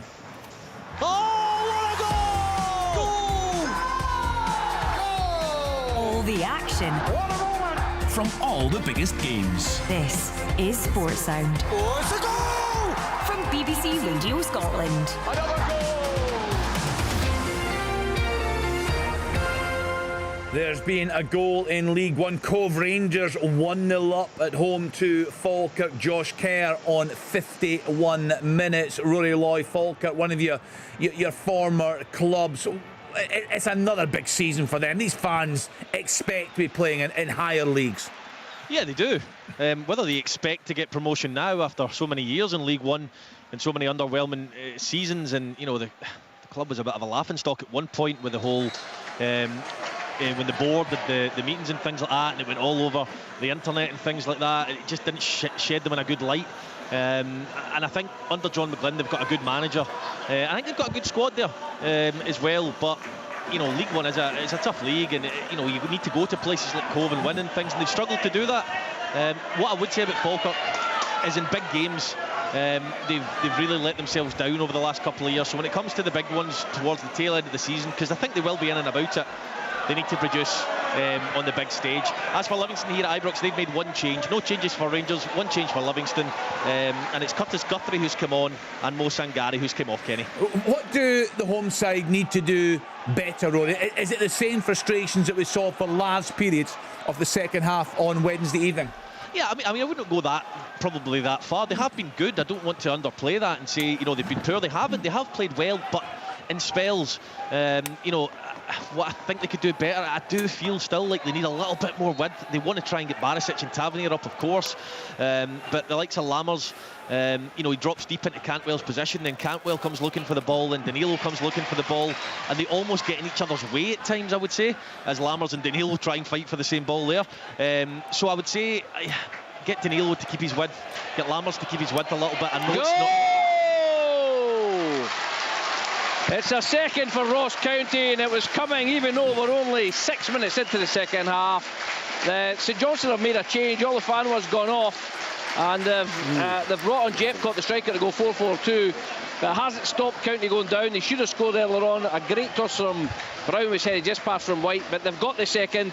A lovely little ball to Randall. The fullback's been played in midfield. He's cut inside. He's just curled this one beautifully past Meatoff. This is no more than Ross County deserve. 51 minutes gone. Ross County 2, St Johnstone 0. It's not just what looks like another defeat, Tom English. It sounds like the manner of this defeat. Rob was just describing chance after chance for County. Yeah, I mean, they're getting thoroughly outplayed. I mean, it's a lovely finish. It's a great, terrific strike. And they're just slow. St Johnstone defensively are slow. They're very... They don't anticipate the danger. They look like they're lacking in confidence. That the lacking in ability as well, Rob. Yeah, well, they competed well enough, but they just... what you're saying there's it's lacklustre at times. Whereas County have got that little yard of pace all over the pitch. They seem to be believing what they're doing, believing how they're playing, putting balls at the box, asking questions. As I say, they could have had 2, 3, possibly 4 more goals in the first half from really clear-cut chances, and then Jordan White gave them a warning there, and it just, that sometimes, when your confidence is down, your legs feel heavy, and it saps the strength, and that's exactly what it looks like right now. The bigger concern for St Johnstone, the bigger concern for St Johnstone is when you look around the league, and Ross County obviously were right in the mix last season, managing to stay up through the playoffs. Ross County are better. They've recruited well. I don't see them being in the trouble. Michael, the other thing as well is you look at the bench, they've only got 7 guys on the bench today, and 4 of them look like they're young St Johnstone players. Yeah, I think they've got a fair number of injuries just now. Yeah. They really are toiling.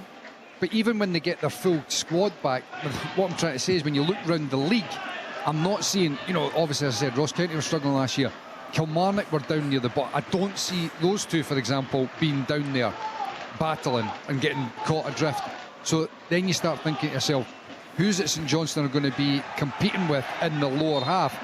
And I'm looking at those teams. Dundee here, obviously they're losing 2-0, but I see enough in their squad to see they'll pick up points.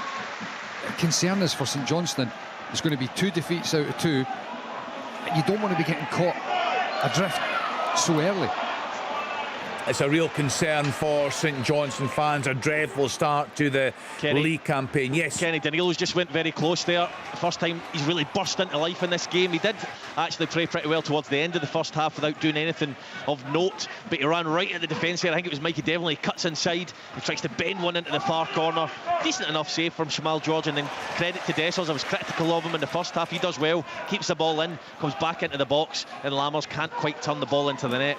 As Rangers do have a player down here, not quite sure who it is, can't quite see, but he looks to be in a little bit of pain, so I'll come back to you on that. Cantwell, I think it is. Is it Cantwell? Well, that's a big concern then. That's a huge concern. A couple of goals down in England. West Ham United 1-0 up away at Bournemouth. Jared Bowen in 51 minutes.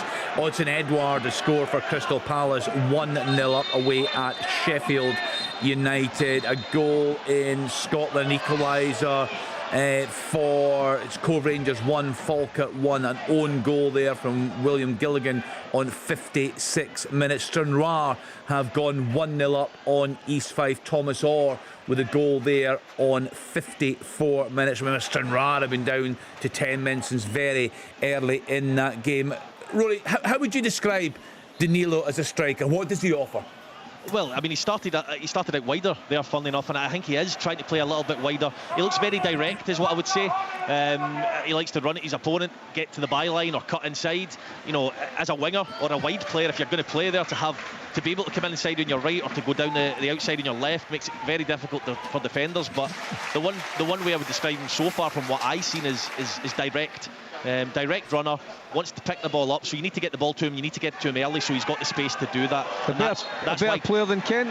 That's why it's difficult to say so far. Yeah. You know, Kent flattered to deceive quite a lot. It's too early to say, is what I would say. But his end product was poor at the end up, Kent. You know, but he was pretty dynamic, wasn't he? You know, and he caused a lot of trouble. You know, we just could pass players as if they weren't there. But yeah, I don't know if he looks quite there technically in terms of the standard to Ryan Kent, who would be able to take the ball under pressure on his own half and things. But he is more direct. You know, Ryan Kent did like to chop, then chop again, then chop. So you know, there's a bit of a difference there, but time will tell on that one. Half chance for St Johnstone there, a corner to the back post. McClellan headed it down. Stevie May just couldn't get on the end of it. St Johnstone try to come back into it. It's a long way back. Can I just ask, Robbo, just on the St Johnstone situation, just your opinion, obviously having managerial experience. Stephen McLean has been quite vocal in his interviews, you know, quite critical of his players, and then almost like a siege mentality going into this game after one loss in the league. Do you think that's just a little bit of an experience, or do you think that's just his character? Do you think that's having a negative effect on his players? Do you think that does impact his players at all? I think, I wouldn't say naive, he's obviously inexperienced, there's no doubt about that, because he's only had a few games in charge, and he's obviously trying to find out what's his preferred formation, what's his preferred team.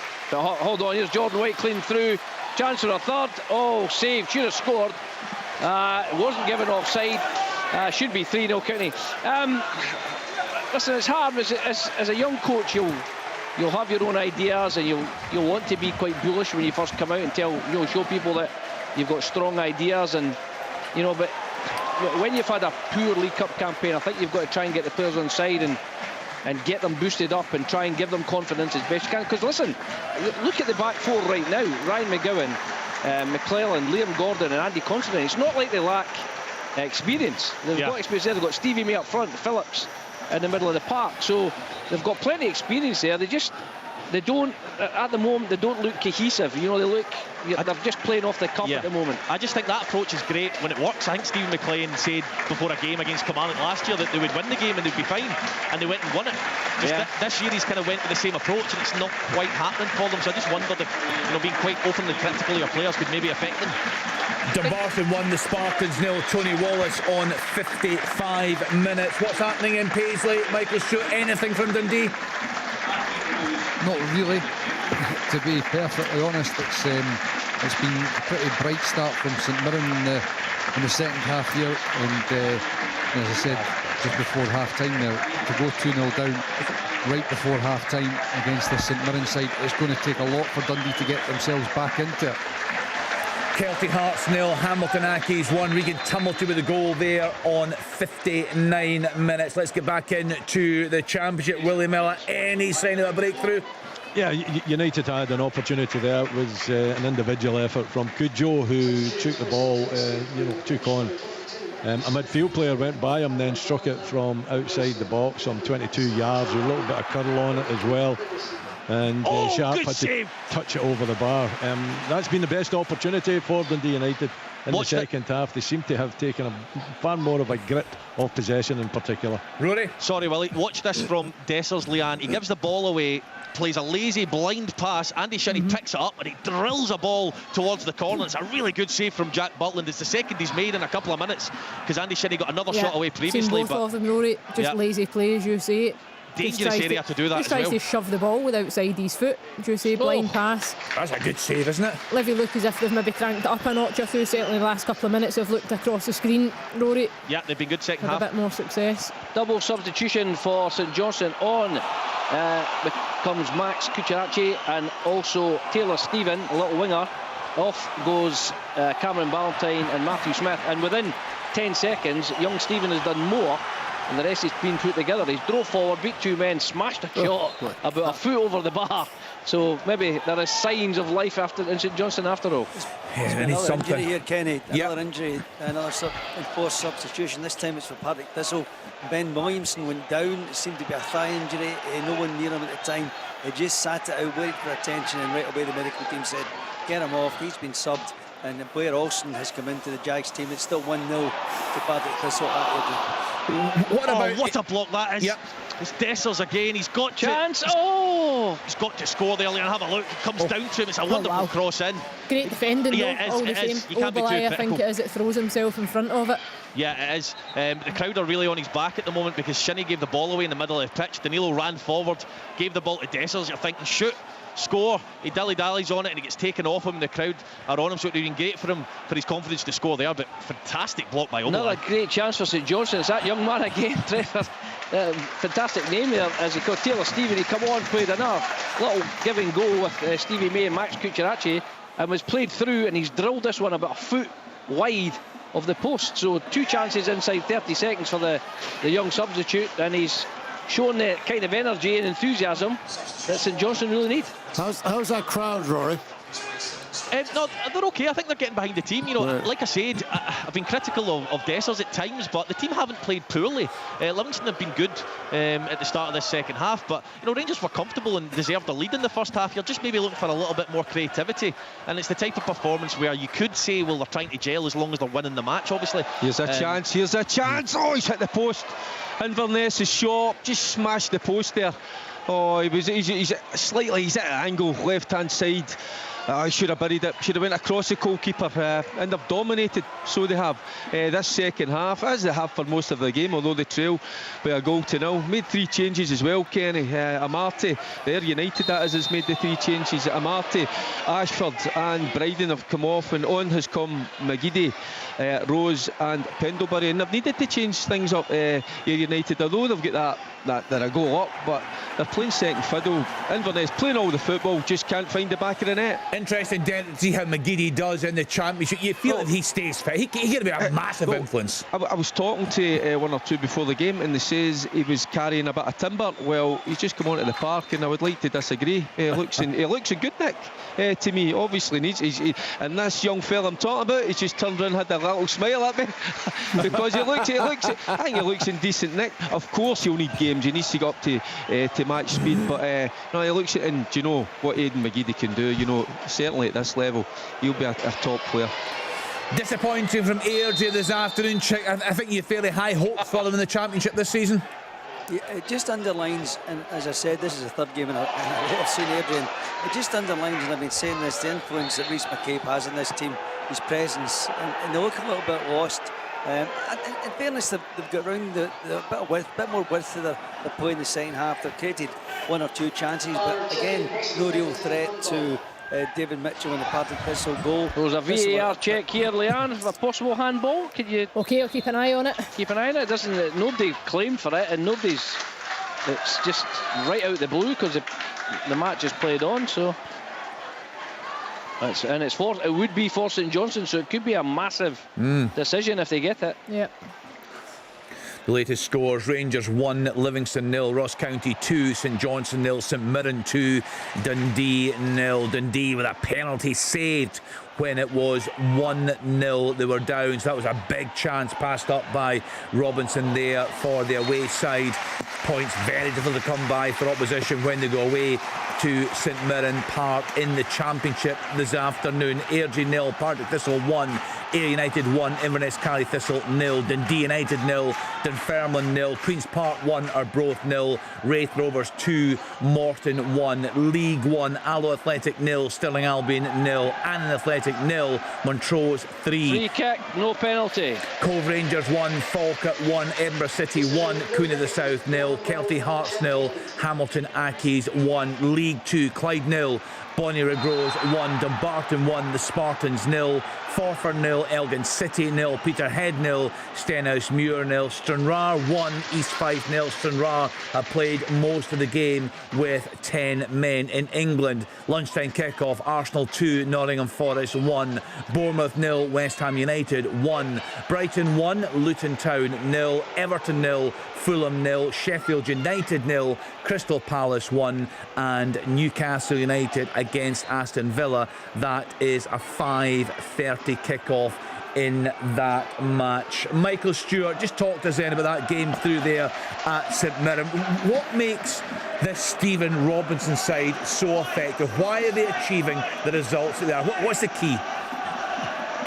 Well, they're a collective unit and they've got some real quality in the side as well, so they work their backsides off. They're difficult to break down because they're constantly in your face, making it difficult for when you're in possession, and when they've got the ball they've got a fair bit of quality, and you know, that combination, you know, Stephen Robinson talks a lot as well about the fact that they're not good enough to have off days, so he really does hammer home that point that they've got to graft every game, and they've got energy, there's athleticism. So I think that he's got the balance in the team, you know, right, because he's not going to be able to go out and afford to spend big money on bringing in star players. It's that collective unit.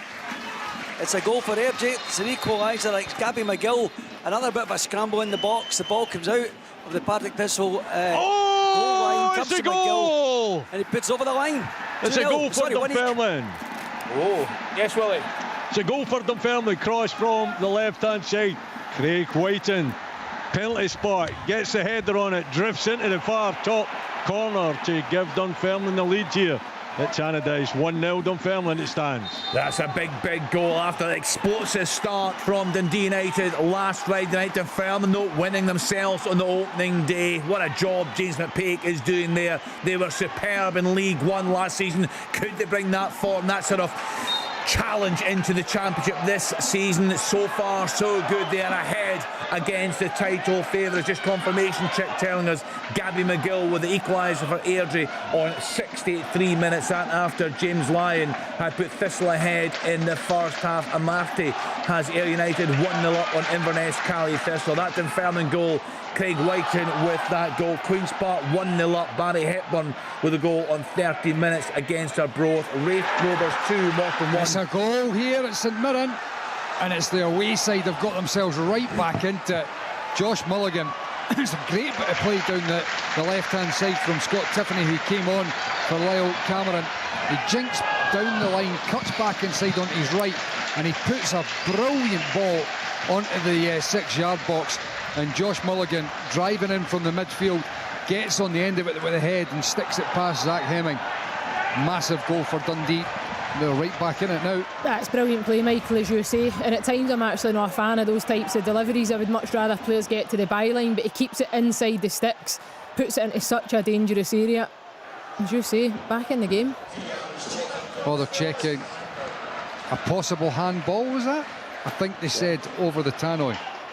So it Don't must see be anything jumping out at me. Well, Colin Stevens got his finger to his ear. He's checking something. Possibly. Mulligan looks a bit bemused. The camera's just panned to him just now, so I think the tannoy said a possible handball. Yeah. Now the only thing it could be is Mulligan hitting it with his hand as it goes in. yeah, Mulligan's pointing to his ribs as if it's come off his body, so we'll keep an eye. Hopefully it'll give us another replay. Yeah, that's a big moment in that game. We're just waiting for confirmation. The referee with his hand to his ear in that one. Could Dundee be right back in it? Could be a grandstand finish in Paisley. Mulligan with the goal as things stand on 63 minutes. It's been given. It's given. The goal stands 2-1. 2-1, so Mulligan with the goal there on 63. That after a Joe Shaughnessy own goal in 7 minutes, and Mikael Mandron with a header on the stroke of half-time. We thought St Mirren cruising in that one, but the away side right back in it. The away side are in control. Hamilton Accies 2-0 up now away at Kelty Hearts. Ryan Oney with the goal on 68 minutes, and an Athletic have pulled one back against Montrose, who now trail by 3-1 Finlay Cross-Adair with that goal on 70 minutes. So a big response needed now from the home side at Tannadice, Willie Miller. Absolutely, yeah. I mean, they've got to get it sorted out in terms of putting more pressure in the Dunfermline box, because quite frankly they haven't done enough. Both sides are intent on going forward. The ambition of both managers there for everybody to see, but the quality is definitely lacking, particularly the home side. Big crowd here as well, nearly 8,892 here watching them as well. A big home side, and they're not happy at this moment in time. And Jim Goodwin got himself booked along with Dave Mackay just prior to that goal getting in. Both of them getting yellow cards for a touchline altercation. So obviously the frustration is beginning to show, and the fans will be definitely getting frustrated because it's not been a great performance from the home side. It's a big season for them, Leanne, isn't it? Dropping down into the Championship, they stuck with Jim Goodwin. He appears to have signed players that will do a really good job. You're talking about Louis Moult, he's a player that's been playing at a higher level. It'll be a big surprise if they don't get the job done. Yeah, no, and as I said earlier on, I do think they'll win the division, but I don't think they'll get it all their own way. Simply looking at today's game, you can see that there's going to be teams that will be able to run them close, certainly a lot closer than Arbroath did in the opening day of the season. But that is the Championship. It's always like that. You look at other big teams that have been in there. You can back a couple of seasons to when Hearts were there. It didn't matter whether Robbie Nielsen's Hearts side ran out emphatic winners or they scraped a 1-0. The fans were never overly pleased, because it's just a division that big clubs like a Dundee United, like a Hearts, they don't want to be in that division. So it comes with pressure, and every other team that comes up against them will treat it as a cup final. Dunfermline would have went to Dundee United today, sorry Chick, with no pressure. Sorry, my apologies. On you go, Chick. Yeah, Kenny, just refresh my memory. Stephen Fletcher got a club here. No. No, I certainly heard he was linked with a couple in the Championship, but I don't think there's anything definitive. I'm just wondering if he could end up as St Mirren. Just saying. All right, okay. How strongly are you saying? I'm just throwing conversation into an open all mics programme. Right, we'll keep an eye on that. Crowd are getting pretty tetchy now here at Ibrox, I would say. Tom asked the question earlier. They are losing a wee bit of patience at times. Danilo had a wee chance there, good play from Cifuentes. But Livingston will be good in the second half, I must say. Bringing Curtis Guthrie on has given them an outlet up top, other than just Joel Newbley. And he's brought a little bit of a more offensive dynamic to Livingston's game. And I wouldn't rule out Livingston, getting back into this potentially the way the game is panning out. But Rangers do look capable of scoring on the attack at times, but very loose in possession as well at times. Double substitution from Ross County, off comes Josh Sims and Victor Luturi. On comes Jordan Tilson and Dylan Smith. St Johnstone came close again. A Ryan McGowan header from a corner, knocked off the line by Sims, but with just under 20 minutes to go, it's still 2-0 to the home side. They don't look convincing to me at all, Rangers. Again, okay, new team and all the rest of it, but there's guys out there not doing a whole lot. It's hard to argue with, Tom. They're just so passive. There's no intensity. There's not a lot of aggression in their play. Not a lot of fury in their play. It's just blah. Yeah, Livy right in that game. Ruben Burrell has put Cove Rangers 2-1 up against Falkirk. He was a Falkirk player last season. Leighton McIntosh has equalised for Arbroath away at Queen's Park. That goal in 71 minutes. Yao Pedro has Brighton 2-0 up at home to Luton Town, and that is you right up to date with all the goal news. So let's then get back to John Robertson. There seem to be some signs of improvement from the wayside there in Dingwall, John. Yeah, there's no doubt the introduction of the two young lads, Taylor Stephen and Max Kucheravi, has brought a little bit of energy, just pure energy to him, especially the winger. He went close twice, then Ryan McGowan with a header there, but County have still had chances and they're still comfortably leading here, as I say. But you just wondered if, could St Johnstone get one back, and it could be nervous. But right now, the 3 points should be staying in Dingwall, and deservedly staying in Dingwall, given their performance. What about Dundee and Paisley, Michael Stewart? Are they taking great confidence from that goal? Absolutely, it's given them a lift. Tiffany coming on at the park is also giving them a lift. They've got a wee bit more energy in their attacks. He's playing right out on the left-hand side, and here's Luke McCowan. He's in behind, and I tell you, This could get flagged back. He didn't go down, but it's still an attack. It's all cleared away. He nipped in behind Tanzer, and I think it was Tanzer, or it might have been James Bolton that's just come on, and they pulled his jersey. Didn't he go down? He got the strike away. Oh, it's a magnificent goal. Oh, Airdrie have gone ahead. What a finish that was. Absolutely magnificent. Break down the right-hand side. It's Gabby McGill again, actually, who creates it. He's added some to this team. There's a header in the middle. Quite can't see who it is. I think it's it might be Lewis McGregor who's got it over the line. I'll confirm that in a second. But in any case, it's Airdrie 2, Partick Thistle 1. Did you bang your head off the window, Chuck? He predicted goals there. Give him that. Did you bang your head off the window there? Sounded as if you No, smashed there's a gentleman in front of me who's his head up. Another goal in the championship. Rory Payton has Queen's Park back in front, 2-1.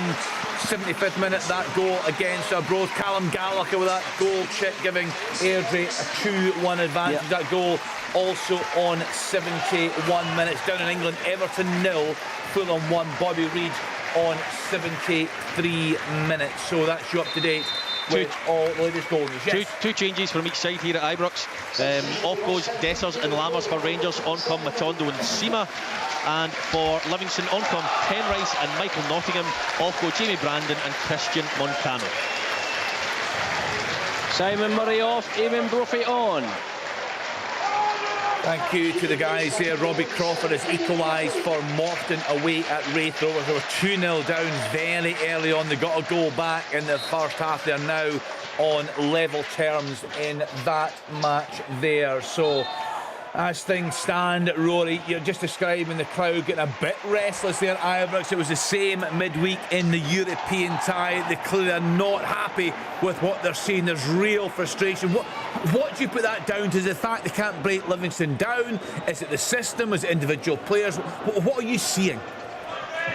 In my opinion, I think it's because, look, if you see a player trying to do the right things and working their socks off and doing all the right things, and it's not quite working, it's not quite coming together just yet, I think you can accept that. I just think with so many signings and so many of them not, that doesn't help either when James Tavernier overhits a corner to the point where it's right outside the other side of the pitch. But I just think there's too many things that aren't convincing at the moment. And we talk a lot about individual players.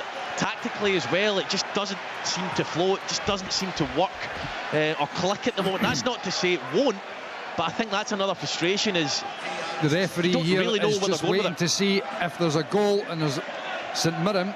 Alec Greaves just come onto the park, literally his first touch, knocked towards goals. It was cleared off the line. The goal wasn't given, but the referee's got his finger to his ear. They're obviously checking to see if the ball was indeed over the line or not. We'd only seen it from stopped behind the goal, Michael. It didn't look over, I would need to say. It looks as if it's just been saved. Yep. Yeah, no, it's Shaughnessy that's on the line. I think he's done enough to keep it out. Huge moment there in that game. Shaughnessy, of course, a former St Mirren player, Michael, now turning out for Dundee. He's got the captain's armband on to play on. No Michael goal. Beale, Kenny, is screaming at his players when John Stewart's got the ball to move, to show for the ball, to go into the space and receive it. He's getting quite animated down in the touchline. They're all pedestrian. You know, whenever the Rangers guy is on the ball, he looks up and all he's seeing is people looking back at him. There's nobody making runs. There's nobody trying to get in behind. Work rate is practically non-existent. They just want it on the plate. They're not prepared to work hard enough. I totally understand what you're saying as well, but looking down at the pitch, I don't know what Michael Beale has instructed them to do, because there doesn't look like a lot of space to... Yeah. Oh, it could be a goal here. Cantwell. Oh, good tackle that. Did you not think that was a problem on Tuesday, Rory? The three front men all seemed to make. They all came forward, back, looking for the ball.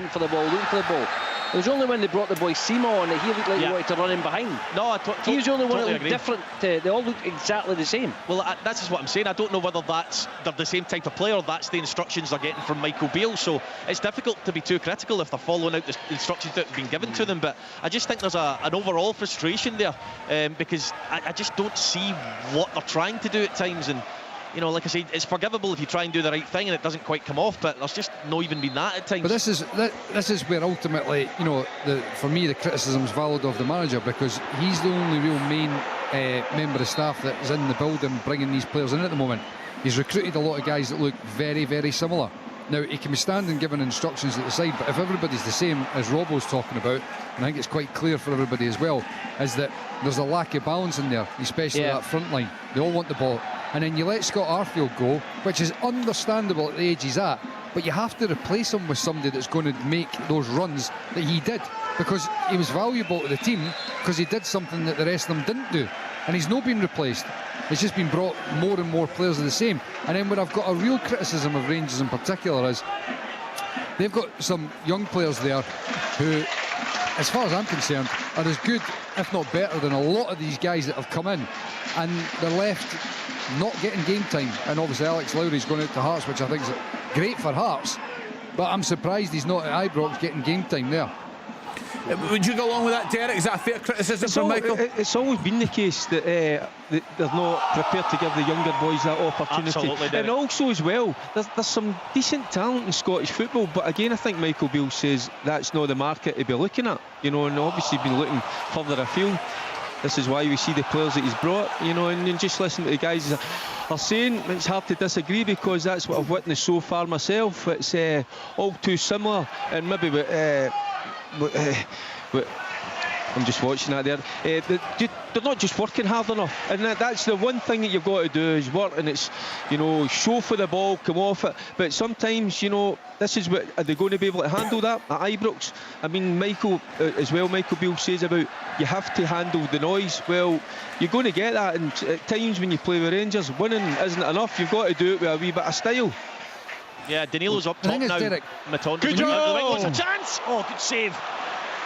Oh, good save. When you look at Celtic, the intensity that they have, and it was, you know, when Michael Beale came in, you looked at, you know, even the players that he was bringing in. Now Cantwell, he's got a bit of it. He's got a bit of intensity, which you wouldn't have instinctively thought because he's a technical, you know, player. He's got good ability, but he's got the intensity. I'm not seeing it from the rest of those guys that have been brought in. And if you've got any hope of winning the Scottish Premiership, you've got to have intensity and energy in your side. Just some news for you. David Mackay has been sent off for Alloa from the resultant penalty. Stirling Albion have gone ahead. What a start they've had to the season. Dale Carrick with a goal there on 81 minutes. Just running through the rest of the scores. Luton Town back in it away at Brighton. Carlton Morris with a penalty there. They now trail by 2-1. Raith Rovers. Goal for Rangers, and it's Danilo. I said a moment ago that he's went up top. Matondo's went out wide. It was a wonderful ball into the box, and he peels off the centre back in between the two centre backs and glances a little header into the net. Good movement, intelligent movement, looks more comfortable in that position in my opinion, and he puts Rangers 2-0 up. Good piece of movement, good cross, good header. Credit where credit's due. Kenny, great effort there for Matthew Cudjoe. He's been the one threat, I would suggest, for Dundee United. So unlucky to see it just whiz by the far post. Takes it out there. It's a magnificent volley from him, just in the edge of the box with his left foot. It looked as though it was going to nestle in the back of the net. Just flashed past. So there's a bit of life left in the home side, but time is running out for them. They're still 1-0 down. Yep. Kenny, I've just seen a screenshot of the ball that was over the line, not over the line, and it certainly looks like it was over the line from this angle that I've seen. Now, well, they've got the goal line technology, haven't they? Now, it's Hawkeye. Yes. Yeah, Hawkeye. They've got yeah. So you'd like to think, well, it should. I mean, the technology works, but it's incredible how the angle that's shown there. The point I'm trying to make here is this is why the technology is vital, because if there wasn't, and you just saw this angle that I'm seeing here, you would think to yourself, that's a goal all day long. Thankfully, with the goal line technology, it's gives you a little bit of comfort that the technology there works, and that there must be some part of that ball that's touching the line. Yeah, certainly very, very tight. Raith Rovers back in front. Callum Smith on 76 minutes. They lead Morton by 3-2. Bournemouth have equalised at home to West Ham United. Dominic Solanke on 82 minutes. Queen of the South have equalised away at Edinburgh City. Kyle Docherty on 80 minutes in that one. Just confirmation of that Danilo goal for Rangers. They now lead Livingston by 2-0. Danilo on target on 78 minutes. So in Dingwall, any sign of a comeback for Saints, John Robertson? No, can't see it at all. County have brought on Dylan Smith to make it back 5, but they just about scored a third goal. Kyle Turner again driving through. It was slack play from St Johnstone defence. Good strike, good save from Dimitar Mitov, sorry, but really it's been, apart from that little flurry where Taylor Stephen twice within a minute had 2 great efforts, the little young substitute, and then a Ryan McGowan header knocked off the line. County comfortably controlled this game, really are on top, and as I said, it's going to be, I'm saying that with 5 minutes to go and whatever stoppage time's added on, it's a deserved victory if County see it out, and I don't see anything St Johnstone can do now to get back in this game. Brighton 3-1 up against Luton. Yeah, Simon Adingra with a goal in 85, yes. I'm just saying there's about 10 minutes left here at Dundee, and you know, obviously Rob was talking about how there's no way back for St Johnstone. Dundee are pushing now. It's 2-1. They're really pushing it out, and it's going to be a tight last 10 minutes or so for the home side to see it out. Dundee will be desperate to try and get another point to go with the one they picked up at home last week. Great fight back from Queen of the South. David McClelland on 83 minutes now has him 2-1 up away at Edinburgh City. Willie, you was talking about some hope for the crowd with that Cujo chance. What has the reaction been like from the fans there? Because they will be full of expectation this season. Well, they are full of expectation, there's no doubt about that, and they've had disappointments already, particularly the League Cup section, particularly that game down at Spartans. They're getting a little bit frustrated. They've been pretty quiet, to be fair. They haven't been giving their team too much verbal stick. They've just been very quiet. They're getting a little bit frustrated. Obviously when the referee gives a decision that they don't like, that gets them a little bit angry, but so far pretty quiet. But I can see them, and we don't have too long to go, have we? Maybe another 5 minutes or so to go in this game. It's desperate measures required. They can't afford to drop the 3 points here this afternoon. One a penalty here, Leanne. It might be one for you to look at. I think the St Johnstone defender just gets the ball first before he catches Kyle Turner, but there's big shouts, and I'm sure it'll probably be looked at. Yeah, it looks like more of a coming together, doesn't it? There's play just going on now, Robert. Play stop, no. And to infuriate, Willie Collins giving a very soft foul up the other end. But Kyle Turner's right at him. He's wanting a penalty, but it doesn't look like there's going to be any check at the moment, or there doesn't sound to be anyway. A minute after putting Queen of the South 2-1 up away at Edinburgh City, David McClelland has been sent off for Queens, a second yellow card. East Fife have equalised away at Stranraer on 86 minutes. Stranraer playing most of that game with 10 men. Chick, talk to us about that turnaround from Airdrie. Quite spectacular, given the loss of their player manager in that first half. Absolutely, although I have to say Thistle have just come very close to an equaliser. Blair Alston just a curl on the ball, maybe just around the penalty spot. It just went beyond the goalkeeper's left hand post. But yeah, 10 out of 10 to Airdrie. Maybe just the departure of the player manager just inspired them on a little bit to put a bit more into it. There's determination about this Airdrie side. I've seen a lot of them, as I said, Kenny, last season as well, and I really think that at the end of this season that Airdrie will have been battling for a playoff place. They've been about it, and this is, if it stays this way, it's a blow for Thistle, who drew, they only have 1 point after the first 2 games. Things you would change, Kenny, about Scottish football: fans leaving early. It's doing my nothing. The team, the team are 1-0 up. They've not played that well, and the fans are leaving. It's in. It's another goal for Rangers, and it's Abdullah Sima who's come on. I don't know how it didn't go in the first place. It was Danilo with the initial effort, bounces off the post. I think it comes off the keeper, and Abdullah Sima is there to put it in. They did make a treble sub. Sterling, Dowell and Lundstrom now on the pitch. Cantwell went off, as did Cifuentes and Raskin, but that is 3-0 now, and that's 2 new signings with a couple of goals, which will be good for them. And I have to say, Rabbi Matondo's been very good since he came on that left hand side, but they look much more comfortable, in my opinion, with Danilo through the middle, and he looks much more comfortable as well. But Rory, is that not what we're saying? You know, Matondo's got real pace. He's a real winger type that wants to get at people, whereas the other 3, Lammers, Danilo and Dressers, all look similar. Yeah. I don't know if Dessers is the type to come too deep. He just didn't play particularly well today. He was giving the ball away and things, and you need to be stronger. But I totally agree with you, John. But that natural width of Matondo, it's just given them a different element, and Sima's been the same on the other side. And Danilo's movement has been great through the middle, really, really good. Derek, you're talking about the home fans leaving down there at Somerset Park. It sounds as if Cali Thistle have had a good few opportunities to equalise that game. Yeah, well, they hit the post in the second half. They've had the best chances, certainly in the first half. They've dominated for most, but you need your team just to go over the line. You need to be a little bit more vocal and get behind them. Quite a few are leaving. What about earlier kickoffs? And they must have, they've got somewhere to go. Kick off a wee bit earlier, then kick off at 1 o'clock. So they've still got wherever they're going to go Saturday night. Leanne, would you make perhaps Wraith Rovers dark horses been a bit of investment at that club? Dark horses for the title or dark horses for a playoff spot? Title too much, is he? Title's too much. Title's too much for them, I think. But I would fancy them definitely there and thereabouts, the playoffs. You're right, they've recruited well. They look like they've got a bit more firepower about them, which for me is the difference in many games. So no, they'll be up there. I don't think they'll struggle beyond mid-table. 4 minutes of injury time here in Dingle. Oh, that's good to hear. Was there a chance somewhere? Yeah, it was Pendlebury for Ayr United. Just picks it up. He's about 30 yards out and thinks, why not?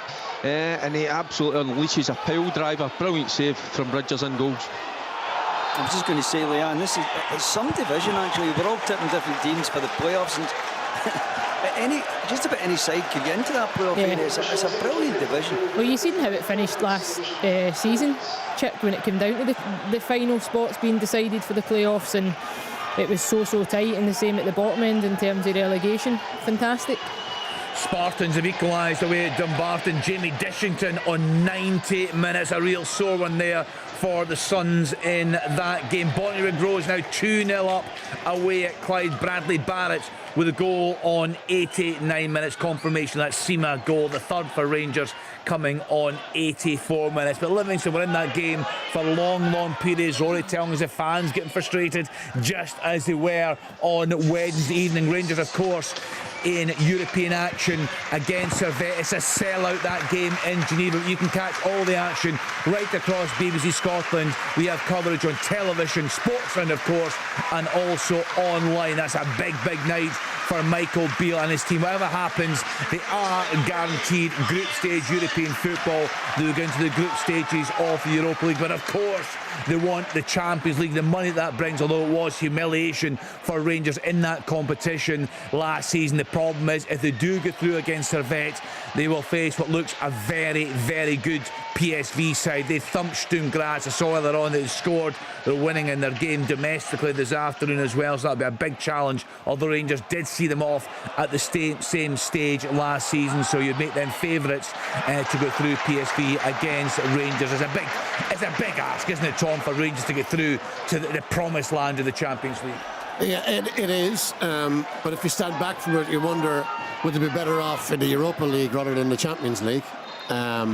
Michael Beale will never say it, but if he gets thrown into the Champions League and gets a horrible draw, like they got last year, well, that did for Giovanni Van Bronckhorst. It could well do for Michael Beale as well. The trouble with that, Tom, is that if this, in sense of football values, you're probably right, but it's the money, and Celtic will be in the Champions League, and they will pull in a fortune and have more earnings again. The financial gap will widen. With Rangers need to be in the Champions League for financial reasons. There is that. Look, they still get a few quid for in the Europa League, but I know there is a big financial difference. But in terms of Michael Beale trying to bed in his own team, going straight into the Champions League, if they get a bad / glamorous draw, it could be catastrophic for him. You want to be in the Champions League for all the glamour and the money and all the rest of it. But in terms when you're trying to settle a new side, I'm not sure the Champions League is the best place to be. A sore one for Cove Rangers. Falkirk have equalised in the 96th minute. What a goal! I think it's Kieran Dowell. It initially starts with him in his own half. He flicks the ball round the corner to Rami Matondo. He runs forward Matondo. He gives it back to Dowell, who absolutely smashes it off the crossbar and into the net. Rangers running riot now, 4-0. Kenny, Ayr United 1, Inverness Cali Thistle 0. Thank you, Derek. Yeah, that late equaliser for Falkirk, Jordan Allen on 96 minutes. Hamilton Accies have won 2-0 away at Kelty Heart. So let's get to Willie Miller. What's happening at Tannadice, Willie? Well, United, as expected, are throwing everything that they've got Full-time Dingwall, 2-0. But to be perfectly honest, Dunfermline are standing firm. Goalkeeper Sharp is in good form too, taking care of any crosses that are coming into the box. So it's a big ask for United now to take something out of this game, but they're throwing as much as they possibly can at it. But up to now, Dunfermline are looking quite comfortable. They got that goal, they got their nose in front. They've been defending since that point, but they've defended extremely well. And United now are just trying to go from back to front to try and create something that they haven't managed to do for most of this game. Cujo, as I said, has been the main man. He's been the main threat. Perhaps he can step up with something special, but that's what they're going to need to take something out of the game. So a thoroughly deserved win for County at home to St Johnstone. Robert bringing us all the news from that one. Peterhead down to 10 men. The 95th minute, Jordan Brown sent off. What's happening in Paisley, Michael Stewart? Well, Dundee are pushing. They're desperately trying to get the equaliser, but they've just had a turnover, and St Mirren were breaking up the other end, and it looked as if they were going to get caught on that break. It was Olasanya was going forward, and Lee Ashcroft brought him down. He's been taking a yellow card for it. The ball's just been played into the corner with Alec Gray trying to run down the clock, but there's 7 minutes of injury time here, so a fair bit of play left at St Mirren as Dundee try to chase that equaliser. Yeah, can they hang on? It'll be a terrific start to the season for Stephen Robinson's side if they can. Remember, they lost their opening game in the League Cup to Montrose, but in the good wins against Forfar, they scraped to win. I was there actually late on against Cowdenbeath, and they thumped Arbroath to go through to the knockout stages of the League Cup, and a great win for them after being pegged back at Easter Road last Sunday. They got the win. It's finished Peterhead 0, Stenhouse Muir 0, Clyde 0, Bonnyrigg Rose 2. Full-time scoreline starting to come in. Annan Athletic 1, Montrose 3. Confirmation of that fourth goal for Rangers. Kieran Dowell on the 90th minute. West Ham United have won 1-0. Sorry, I tell a lie. 1-1. Draw away at Bournemouth. So that's the start for Davy Moyes' side there. He's desperately trying to get players in. He needs to strengthen that squad. Forfar Athletic 0, Elgin City 0. Let's then get to Chick Young. What's happening there, Chick? We're well into time added on here, Kenny. Here's a chance for Thistle to equalise inside the box, and it's just absolutely booted clear by an Airdrie defender over on that side there. It's 2-1 to Airdrie. Remember, we're into time added on. It'll be the first points of their new life in the Championship. And disappointment for Thistle if it stays this way. Well into time added on. I'll give you a shout very shortly. This might be the last chance for Thistle. They've got a throw in on the right side. Everyone is piled in to the Airdrie 18-yard box. It's going to be a long throw.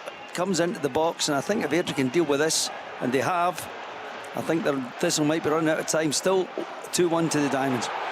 Stirling Albion have won 1-0 away at Al Athletic. That's great preparation there, of course. And in League Cup action on Friday night, they are home to Aberdeen. That should be an absolutely cracking tie. Then a terrific run of form. Stirling Albion stretching back, I think, to around about last Christmas time. They were sensational in the League Cup. They, of course, had that fantastic win up at McDermott Park. Big problems already for Stephen McLean, the St Johnstone manager. They lost 2-0 this afternoon away at Ross County. Kyle Turner and Connor Randall with the goals there. Queen of the South have hung on to beat Edinburgh City 2-1 away from home there. It's full-time. Dumbarton 1, Spartans 1. Queen's Park have beaten Arbroath by 2-1. Barry Hepburn put them in front in 13. Leighton McIntosh equalised in 71. Rooney Payton with the winner there on 75 minutes. Real heartbreak for Cove Rangers, losing that 96th-minute equaliser to Falkirk. That one finished Cove Rangers 2, Falkirk 2. So you're up to date. We are still playing at Tannadice, Willie Miller. We still are, yeah. I saw Jim Goodwin maybe a couple of minutes ago giving the 5 signed players that he seems to think that they've got enough time to take something from the game and get a goal that would give them that equaliser, but there's not much quality out there. You know, plenty heart, plenty desire, but when they get in and around the penalty box, there's very little creativity for United. But they've still got time. They're still pushing forward as they have done for the last 20 minutes or so. So time will tell if they can find something special to take that point. Deep into stoppage time in Paisley, Michael Stewart. Yeah, and there was just a wee moment there for Dundee. They had a long throw-in from Shaughnessy. The ball came back out, and then it landed at Luke McCowan, who whipped in with his left foot. And just the header, though, drifted. I don't even think it was close, but it drifted past that back post area. When the ball's dropping to McCowan, he's got that left foot and whipping it in on goals. Just a little bit of nervousness in the St Mirren defence, but Dundee are still on the attack. They're still probing and desperately trying to get this equaliser deep down in St Mirren's half. Full-time Stranraer 1, East Fife 1, Brighton 4, Luton Town 1. We had another one come through. Crystal Palace beating Sheffield United away from home 1-0. Odsonne Edouard with that goal. So we are still playing at Airdrie. We are still playing at Ibrox. We're still playing big game, you'd have to say, for the home side at Tannadice Trail to Dunfermline do Dundee United. Craig Whiten with the goal there on 61 minutes. Wraith Rovers 3, Morton 2. That is a full-time scoreline. Early goals from Jack Hamilton. Lewis Vaughan had the home side 2-0 up. Robbie Muirhead on 17. Robbie Crawford on 71 brought Morton back level. But Callan Smith with the winner there for the Starks Park side on 76 minutes. Also still playing at Ibrox, Rory. I wonder what Michael Beale will have learned about his players today. Sounds like Danilo through the middle is the obvious one. Oh, Cujo! He's been the man, he's been the threat. He takes it with the left foot outside the box, drills it into the top corner to give Dundee United the equaliser. That could be a huge goal there. And he's a big player. They've got high hopes for him, haven't they, Cujo? He looks a really exciting talent. Yeah, looked excellent last week as well in that opening game. Thanks, Chuck. Airdrie 2, Partick Thistle 1, the first point of the championship season. Yeah, they came from behind. James Lyon at Thistle ahead on 31, Gabby McGill on 63, Callum Gallagher on 71 minutes. Yeah, not going back to Cujo, and what a big goal that is. Just even to get the home fans and keep them on side. I know they probably will be disappointed with a point if that's the way it finishes today, but certainly in the dying minutes. How many minutes of stoppage time has been played? Really, because I'm looking at the clock and it's nearly 5 o'clock. They keep it a secret, you know, down in this lower division. Up there. They just had it on, please themselves. The referee has looked at his watch. Double figures, I can tell you that. Yeah. But Jim Goodwin had said 5 minutes, and that was some time ago. They can't be too much longer to go, but Cujo's been the only one. He's been the one with the class and the quality that you thought of Dundee United. That's it. Full time in Paisley, 2-1 to St Mirren. Full time at Tannadice as well. It's 1-1. Yeah, Dundee gave it a right go in that second half. Josh Mulligan gave them hope on 63 minutes. Joe Shaughnessy had an own goal on 7, had St Mirren ahead. Michael Mander on a good header on the stroke of half-time. It was 2-0. They looked to be cruising. That after Zach Robinson had missed a penalty when they were 1 goal down. It was actually saved by the keeper. Mulligan in 63, but Dundee couldn't find a way through. As for their city neighbours, real drama at the end there. Cujo with that late equaliser. What a big goal that could turn out to be for Jim Goodwin's side. 95 minutes that goal. It's just come in. That's what the time of that one. So we will get lots of reaction. Also confirmation St Mirren beating Dundee by 2-1. Lots of reaction to come between now and 7 o'clock on Sports, and we'll be joined by fans of various clubs. No doubt plenty of talking points. They will join us from 5:30. Time now on BBC Radio Scotland for the news at 5 o'clock. On digital